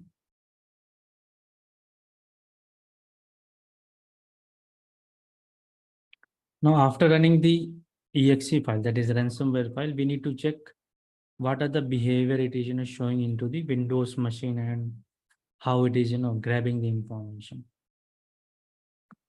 There you can go. Till here, anybody have any doubt, question? Yeah, that is actually a stop by officially, but it is the older version that we are using, Windows 7. Even Windows 7 update is also stopped, so we cannot do anything. What you can do is that instead of using Windows 7, you can maybe use Windows 10 in virtual machine to execute and run the options. So that's the alternative options are available.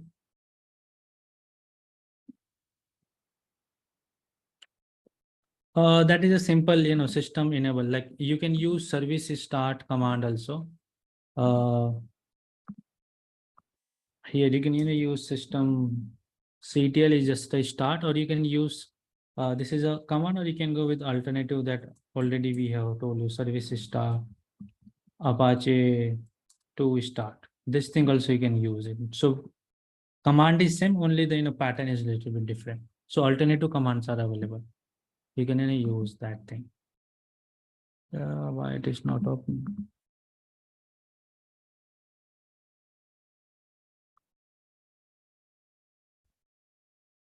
Google.com maybe you can open. Okay, let's then download Edge. Even at least they can do their.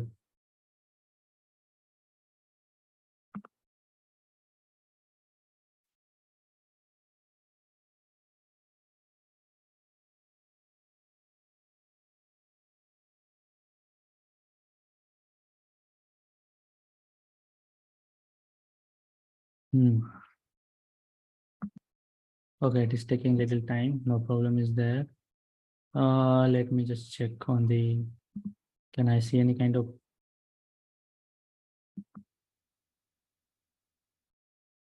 I only capturing my main machine IP address. I think. Let me filter here. IP.addr equal to 192.168.10.20. No packet we have found for Windows 10.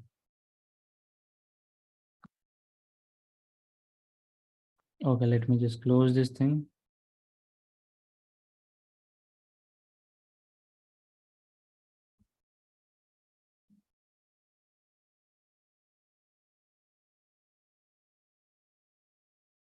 No, it is not working. Okay, okay, we got it. Something we got it.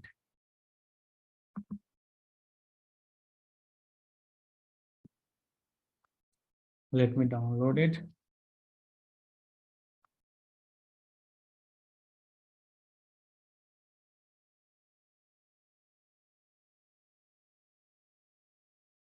Let me just download.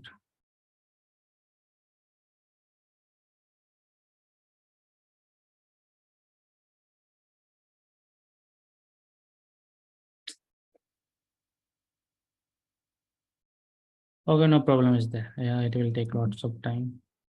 Sorry for that.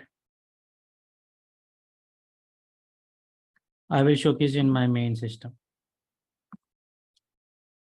Let me just run. So this is my main system. Of course, it will create lots of packet because the live streaming is going on of the system. So you can see in the Wi-Fi connection, you will getting a continuous UDP packet is going on. Reason because the Zoom application streaming my video, camera, and the screen also. You can see whole. Okay, so not a issue is there. Then you can go to the local file in the download option. There I will extract this file. Before extract finish, let's open and extract the file because contain. Okay, just a second. Already you can see we got the alert and the defender. So what we're going to do, I will just try to, you can say crypt inject kind of part. So I will just allow on the device. That is done. Now I will just extract file. Same folder. Then I will extract this file also. Extract all. Okay, so this is the file we got it, and this is the readme text, like some information we have. Now we will just run as an administrator and see the pattern. And in the background, you can later analysis because lots of packet is already going on. So we'll just run. Let me select, right click, run as administrator. Okay, so operation did not come because containing file or virus. Okay, let me again allow this file. You can see mock cryptor, something like we have got it. So, okay, just a second. It is already deleted by my system. You cannot see any file here.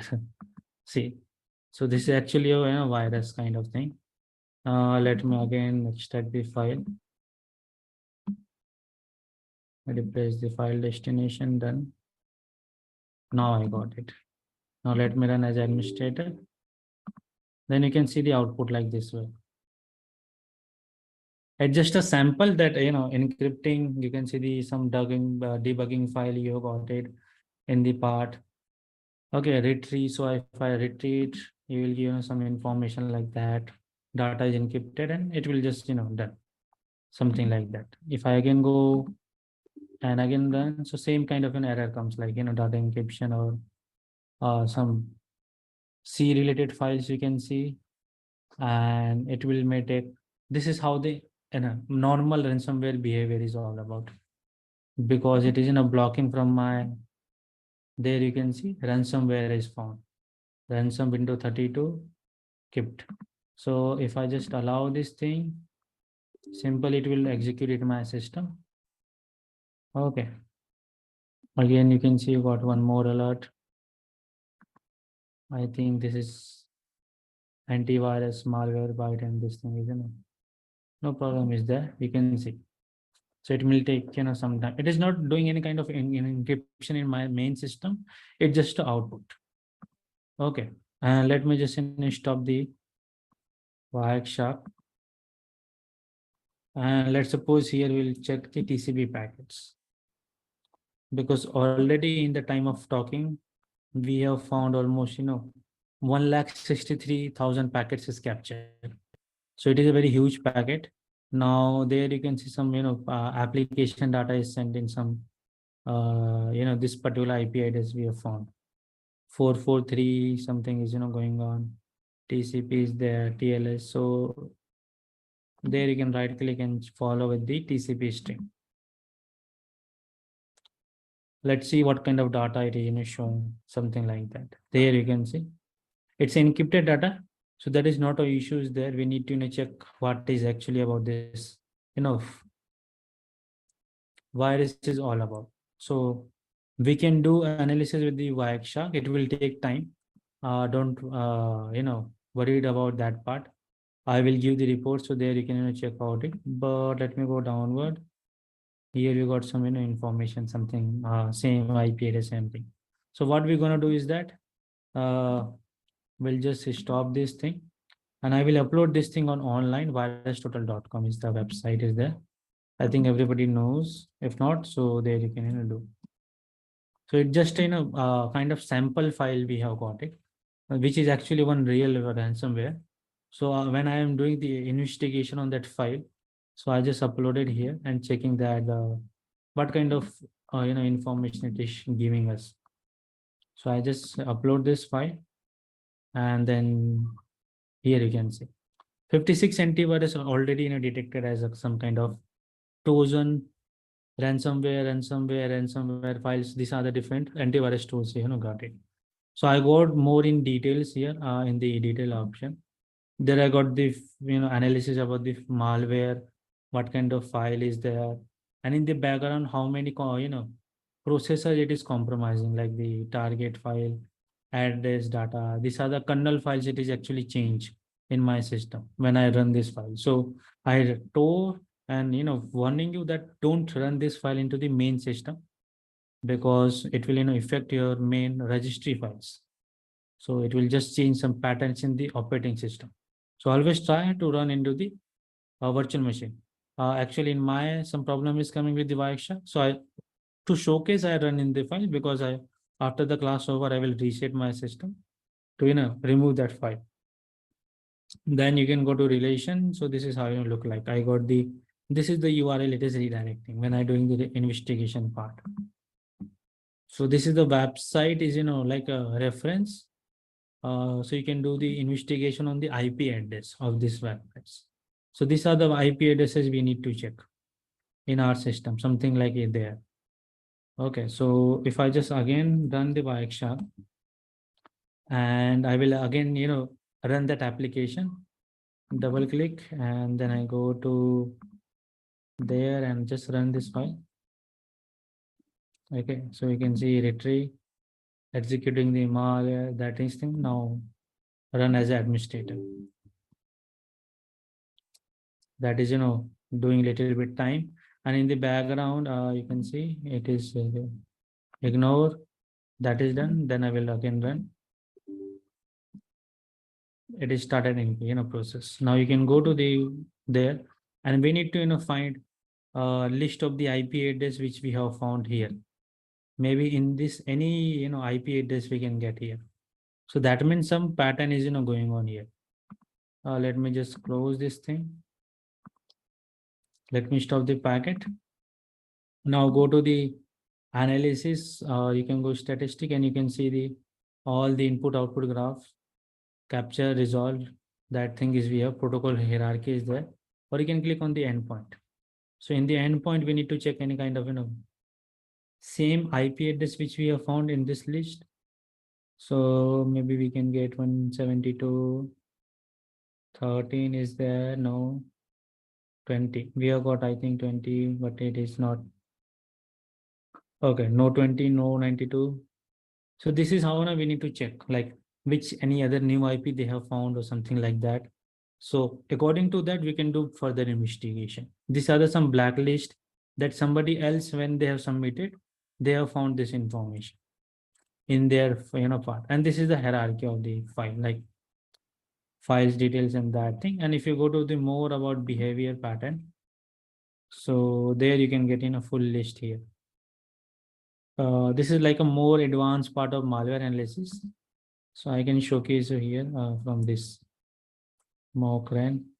This is the actually graph we have, like how the virus is executed in our system.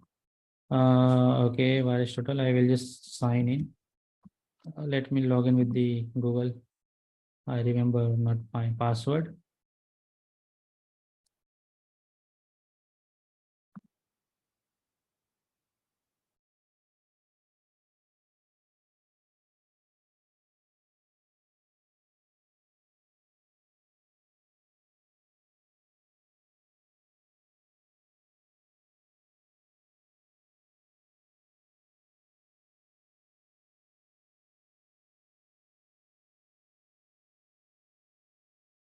Okay, it is taking, yeah.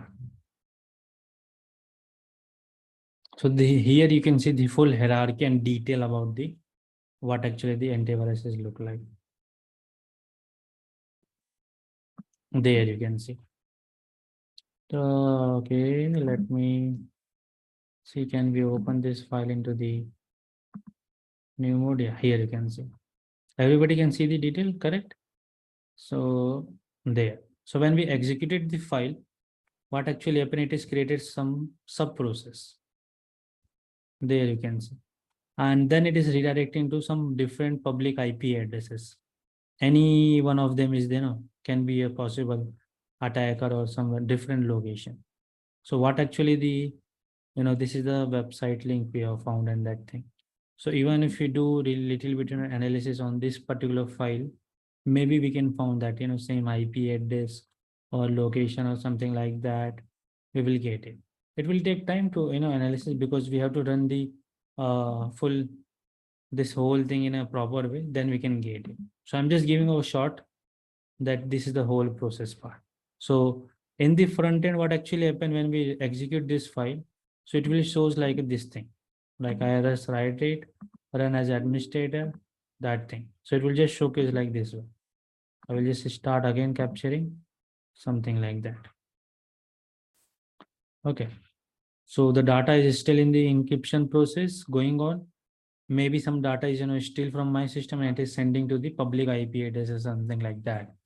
So that thing we need to know analysis, perform, that will take time. Okay. So here you can see the full detail about the file. After executing in the background, actually they have created some sub process. So maybe you can go through and invest time in the task manager. Here you can see mock run is running, console file, and this is the file location is there. So it is creating some sub process and something like that. Then we need to process more further in the background. So that thing we need to check. And also if you go to the performance, there you can open the resource monitor there. So here you can see the process ID, like what are the processes are running in the background in network activity. And if you see here some ransomware or some exe file, so that thing you need to track. Like right now it is not executed properly. Here you can see some error is coming due to my aborted due to some error, because the Visual Studio file I not installed, that's why. So not the issues there. I will just retrieve, and then you can get some background resource like SVC host or something like that, that we need to check it. And then further we can do the investigation here. So it's just a one small overview about malware analysis, that how we do. This is the one map of the visualization that you will get it here. Or if you go to the full report, there also you can check out it, exploring this part, like this is how it look like. So this already, some two people already submitted this ransomware when they have got compromise in your system. So that is a sample file, not the original file. It is just a sample file for the study purpose. Okay, so I already shared with you. You want to try, you can do the analysis and check the graph that how the whole pattern is working in this part. And there you can go and check out the full detail box here, HTML report. So you can go and open this one. You will get the full history, like from where, what are the changes is done in the local file systems, everything. So it is just sandboxing. It's a part of malware analysis when we do investigation. So there you can see this whole signature, like this is how it is running, malicious link file, antivirus not detected, what are the location it is targeted, then the whole history about the file, how it is executed in the background, this all things, what are the antiviruses detected or not, these are the locations are available, like these are the steps that we follow actually. And this is the actual behavior in the background when the malware executed, there it will redirect to this specific IP or the cone host kind of background process we need to check. So in the resource monitor you need to see cone host something go running or not. So here we only seeing the SV host. Okay, so when we run the file again, it will showcase some cone host process. So that thing we need to check it. This is how it will work. Okay, that's the approach, and this is written in this kind of file applications in the background. So here you can see it is giving me an error because I not installed the Visual Studio in my system. That's why it is not properly executed. When it is executed properly, it will showcase like an image, like something is this there, like the encryption and this thing. But in my system, it is only in half, it is automatically deleted because Visual Studio is not supported properly. That's why. So this is how we can do the analysis about the malwares or ransomware. So it's a part of investigation that I showcase you. If you want to go and check out it, you want to see some process id will be changed because it's varied to uh, windows system to windows system, what are the applications you are running. But this kind of service, you can see in your lab system. So if I run again, let me see if we found anything like that in the resource monitor. So we need to check like some con host, some background process running or not. Here we got something like, here you can see we got the link. This is the one. There you can see. This is the link we have found. 7.8. This is the part. So you need to copy this location folder. So this is the malicious link we have found. Now I think it is now close. So you can see after a small time, it will automatically close in the background. So that's how even the antivirus cannot detect the things. Okay. So that's we can do the investigation part. Okay, so that's a small demo about the malware you want to try in your local machine. You can see, I got the error there. That's how anything. If I try again, let me just about the application, I will again run as administrator, and then we can go to the resource monitor. There, let's see, can we get the again same file name? So HSR something we need to search.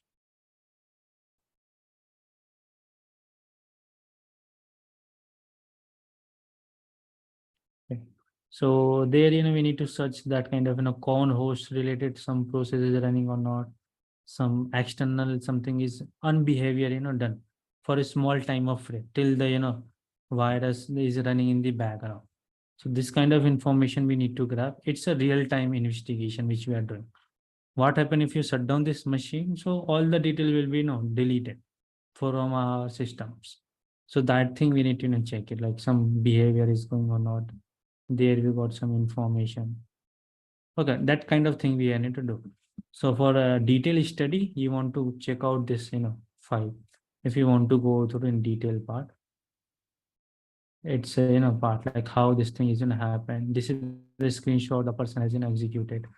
How's the behavior it is. Okay, then you can do the detection part, browser information, and in which country this redirecting the data from Germany to Italy or something like that. Okay, this is the IP address that we have found, and something IP address, that part. So this is the information you will get here, all the details. It's a very big file, so you can do analysis later on also. That's the small part of investigation when we do. If any virus or something attack in your system, so what kind of behaviors they are doing. Okay, so that's the thing. Any kind of question till here anybody have, do let me know. Okay, we got lots of things. Okay, download Chrome, Kali machine, use Apache, window, no.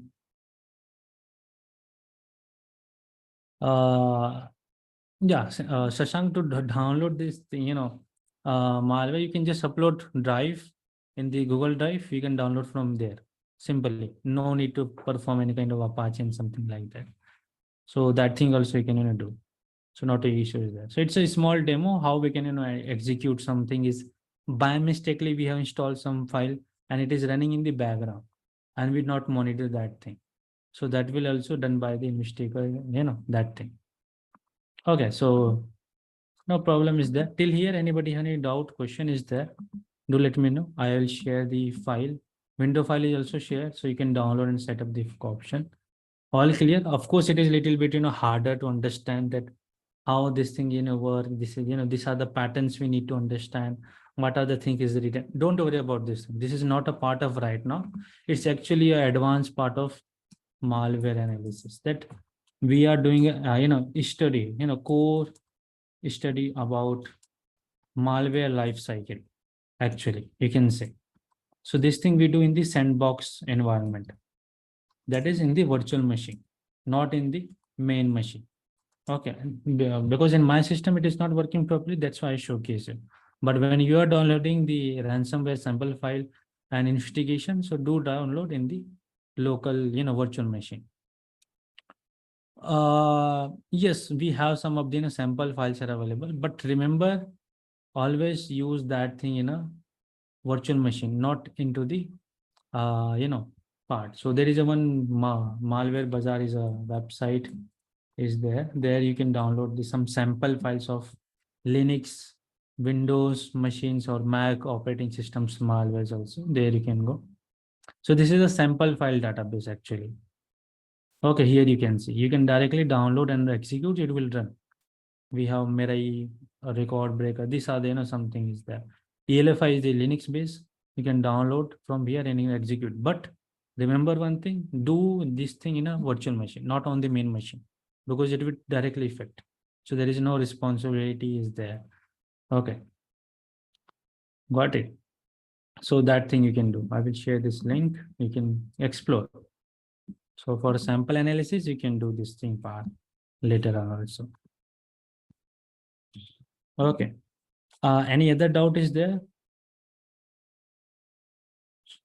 That's the UOV. That is that your system is got, simply the first thing is that if your system got hacked, you have to see the pattern. Something is, working unusual. Generally, unusual activities happen. Unusual activity will happen when we connect with the internet. Because lots of malwares and ransomwares, which is in stealth mode, they are not in a harm your system. Because they just simply spy your activity in your system and collect information. And whenever the system connect with internet, so they will send the data. That is a simple task they do. So that's why you can check in the task manager that suddenly my CPU or maybe networking particular resource increase because I am not running anything, not even running any Firefox. So why the utilization is increased when I connect with the internet? That kind of pattern we have to check. Or you can always install any kind of antivirus, so that will help you, because even you can see when I directly running the virus, it will give me block by the window firewall and window defender. Correct. So same thing you can follow to secure yourself from any kind of this kind of malwares or anything. Okay. If we install in the it's involved, does it affect the our network? No, it will not affect particularly in your virtual box. In virtual box, what you can do is that when you're running, so it will not affect your internet directly, not a network properly, because you're doing something related to malware. Let's suppose if you are working on worm based virus, so of course this thing you need to do in the host based network only. Even if you are using net or breeze, so there is a chance that your whole network communication can be compromised. So that thing you need to understand. So generally, whenever we do the malware analysis, we perform a sandbox environment in which we are not connected with the internet, or even if you are connected with the internet, so we are not connected directly in our main host system, so that if anything is wrong happen or my system got hacked or some virus damage my file, so it will not affect my main host system. So this is a precaution we have to just follow before performing this kind of attacks. You can do, there is no restriction is there, because this is all that you can see here. It is for the study purpose. You can see here you are browsing the malware sample database. Okay, that is not a real malware, but it is a copy of that thing, so that we can do a study and understand. So we can develop some new technique in future that will develop in antivirus or firewall. So that will help us to stop this kind of new kind of threat. So that thing we do in the study part. And of course, it's an investigation. More thing we're going to learn tomorrow in the USB forensic is there, how we can recover data if it is something deleted, how we can do investigation of laptop, and some forensic tools we're going to learn. So today you can do practice. If you want to set up a lab, you can install the Windows 7 or you can install even one Windows 10. But I recommend that if you have less RAM is available, if you have less RAM in laptop, so go for with the Windows 7 because it's not take 2 GB more than 2 GB. Even it is run in 1 GB RAM also. Windows 7. While Windows 10 required at least 2.5 GB of RAM is required so that it will run properly. Okay. So that's why I just given a alternative. Okay, that thing you can do. Apart from that, any other question anybody have? Anything you want to know, learn? We go learn more thing in forensic part. It's just introduction that we have go through, but it's a real thing we do in a real kind of jobs. Of course, there is some paid tools are there, so we can grab more information. But this is the approach we follow as a general, as a beginner level. Correct. So anybody have any other question? Any doubt? Till these two case studies that we have gone through today about the email part and that thing. Tomorrow we're gonna learn about the USB forensic is there, OS forensic tool is there that we're gonna do. Then we have the autopsy is an advanced tool that we use in far part. That thing I will showcase you, and some related to the raw image file, and FTK imager is one more tool is there to create a raw image, and then we do the investigation. So that thing we're gonna do. There is a one more case study is there. Okay. Yeah, I will share, give these steps for how we can stop that thing, like after attack and how we can stop that thing. I will showcase you that part. No issues there. So this is the tomorrow's topic that we will try to cover as much I can, cover, because it's a lots of stuff is there to learn in a very minimum time. So, of course, security questions we can ask for the organization. Yeah, that kind of questions I will share with you that we'll learn. Okay, apart from that, any other question is there? You can just ping me this kind of question on WhatsApp so I can remember, and I will make a one list of questions that how we can attack, how we can protect, and what are the precautions we need to follow in terms of organization level. So I will make a PDF or some document file, and I will then send on Monday everything in compiled way. Okay, for this part. Apart from that, any other question anybody have? Anything anybody want to know? All good till here?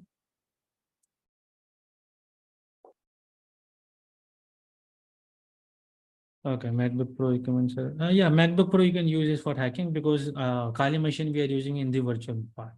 So MacBook is just first thing we can use. Not a issue is that because performance is good. YouTube channel, okay, I will try to make and I will launch soon. I am just working on some backend videos, so I'm not getting that much time. Working on podcast actually. So postcard I will launch, and then we'll go with the YouTube also soon. Before this course will complete, I will start my YouTube channel, so you can get some more details about this, the course part and that thing. Okay, so thanks for the time. I don't have the MacBook Pro actually right now because Windows I have. That is the thing. No problem is there. I will buy a new MacBook Pro, then I will showcase there also.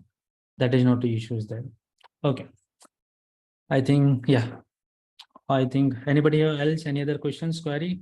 All good here. So this is a real case study that I showcase, nothing, lab-based part, because of course we already are doing lots of things in website part, which is, predefined thing. So we'll come up something new tomorrow also. Yeah, tomorrow I am taking the class for this all topics. So don't worry. I will, cover more things in realistic. But tomorrow I will take my main physical pen drive. There we will do some activity, then delete it, then how we can recover that I will showcase you. That will be also a real thing. So you can do even from here because we require this forensic tool. So how we can use to analysis and recover real data, that I will showcase you. That even you have deleted shift plus permanent delete. Even that we can recover permanent delete data also. That thing.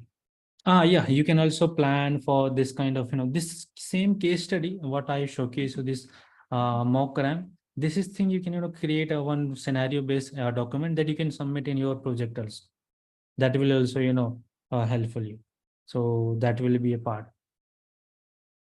No, Ketan, there is no issues there. What actually is that you can just, run all the operating systems in VirtualBox.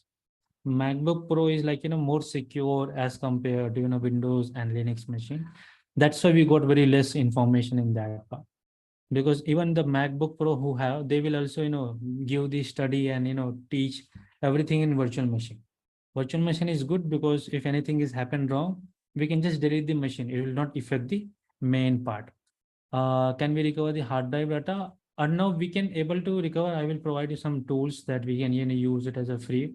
We have Recover is there and some data recovery too. But if you go with the pure hard drive recovery, so there we go with the paid tool actually.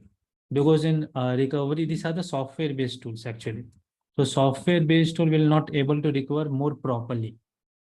So that is the thing is that maybe, we have to go with the paid tool that I will showcase. USB rubber ducky, Azure, if you want to, create, so already we have in market, but if you want to create your own part, so you require, I think, there is a one IoT device is there. I'm not remembering.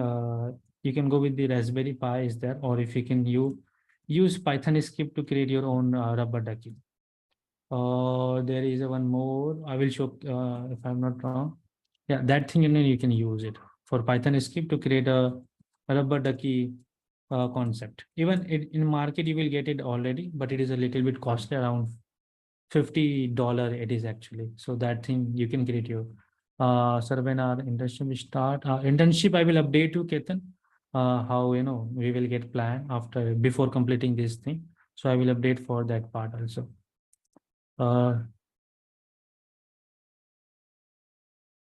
Other than that, this is an illegal part actually when we are inserting something like that.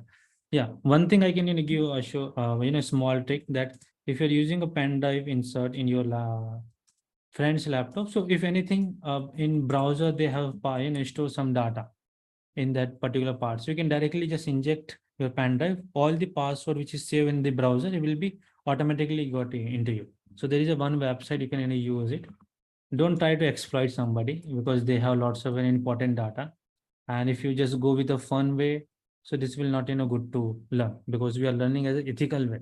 So we need to learn things to secure the things, not to exploit. So here we have, this is the, we have web browser password. You can just download this file, use in your USB pen drive, and whenever you plug into your friend laptop, if they have store some password in the browser, you will get in a simple plain text format. So these are some main tools are available, like some monitoring tools and interrelated. You can check out it. This is also good.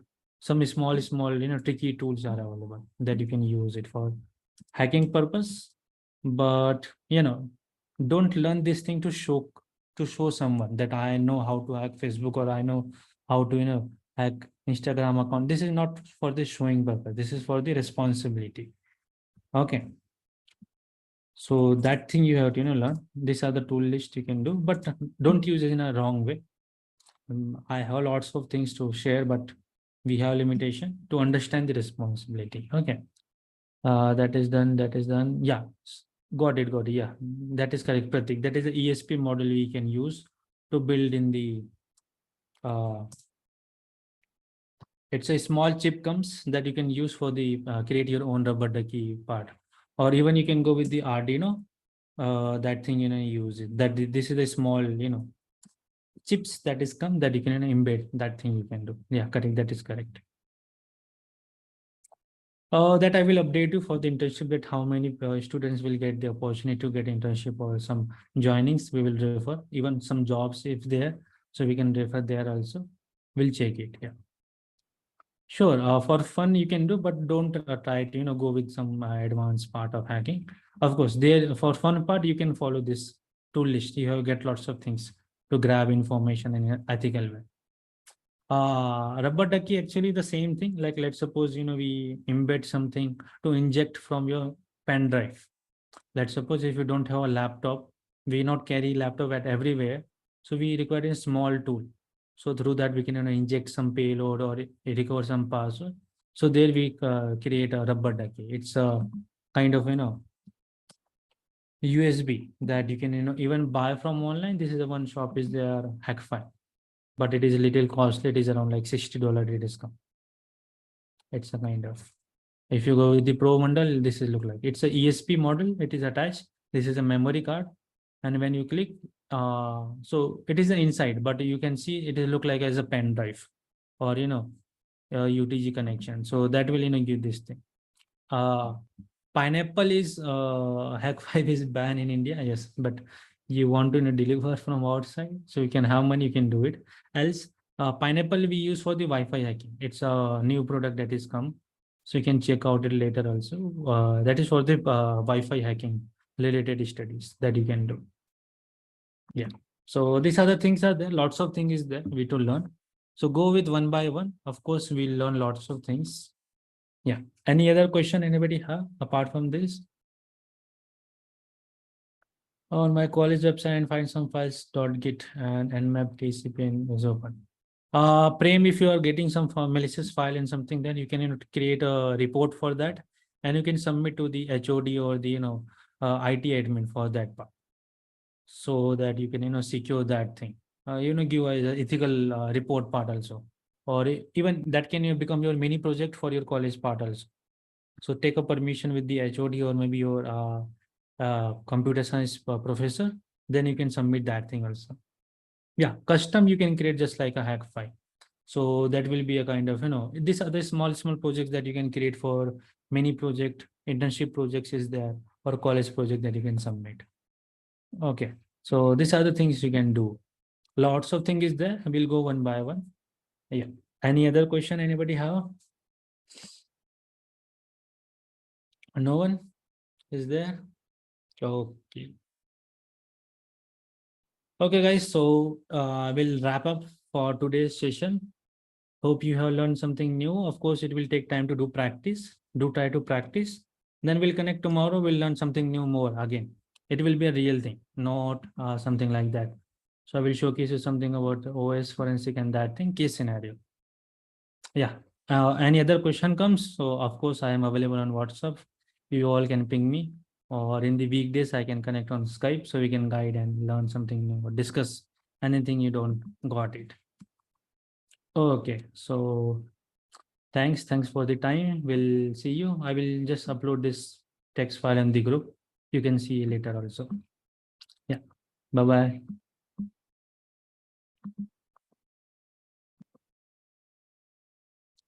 Thank you. Thank you all. Thanks. Thank you. Yeah. See you tomorrow, same time. Yeah. Bye bye.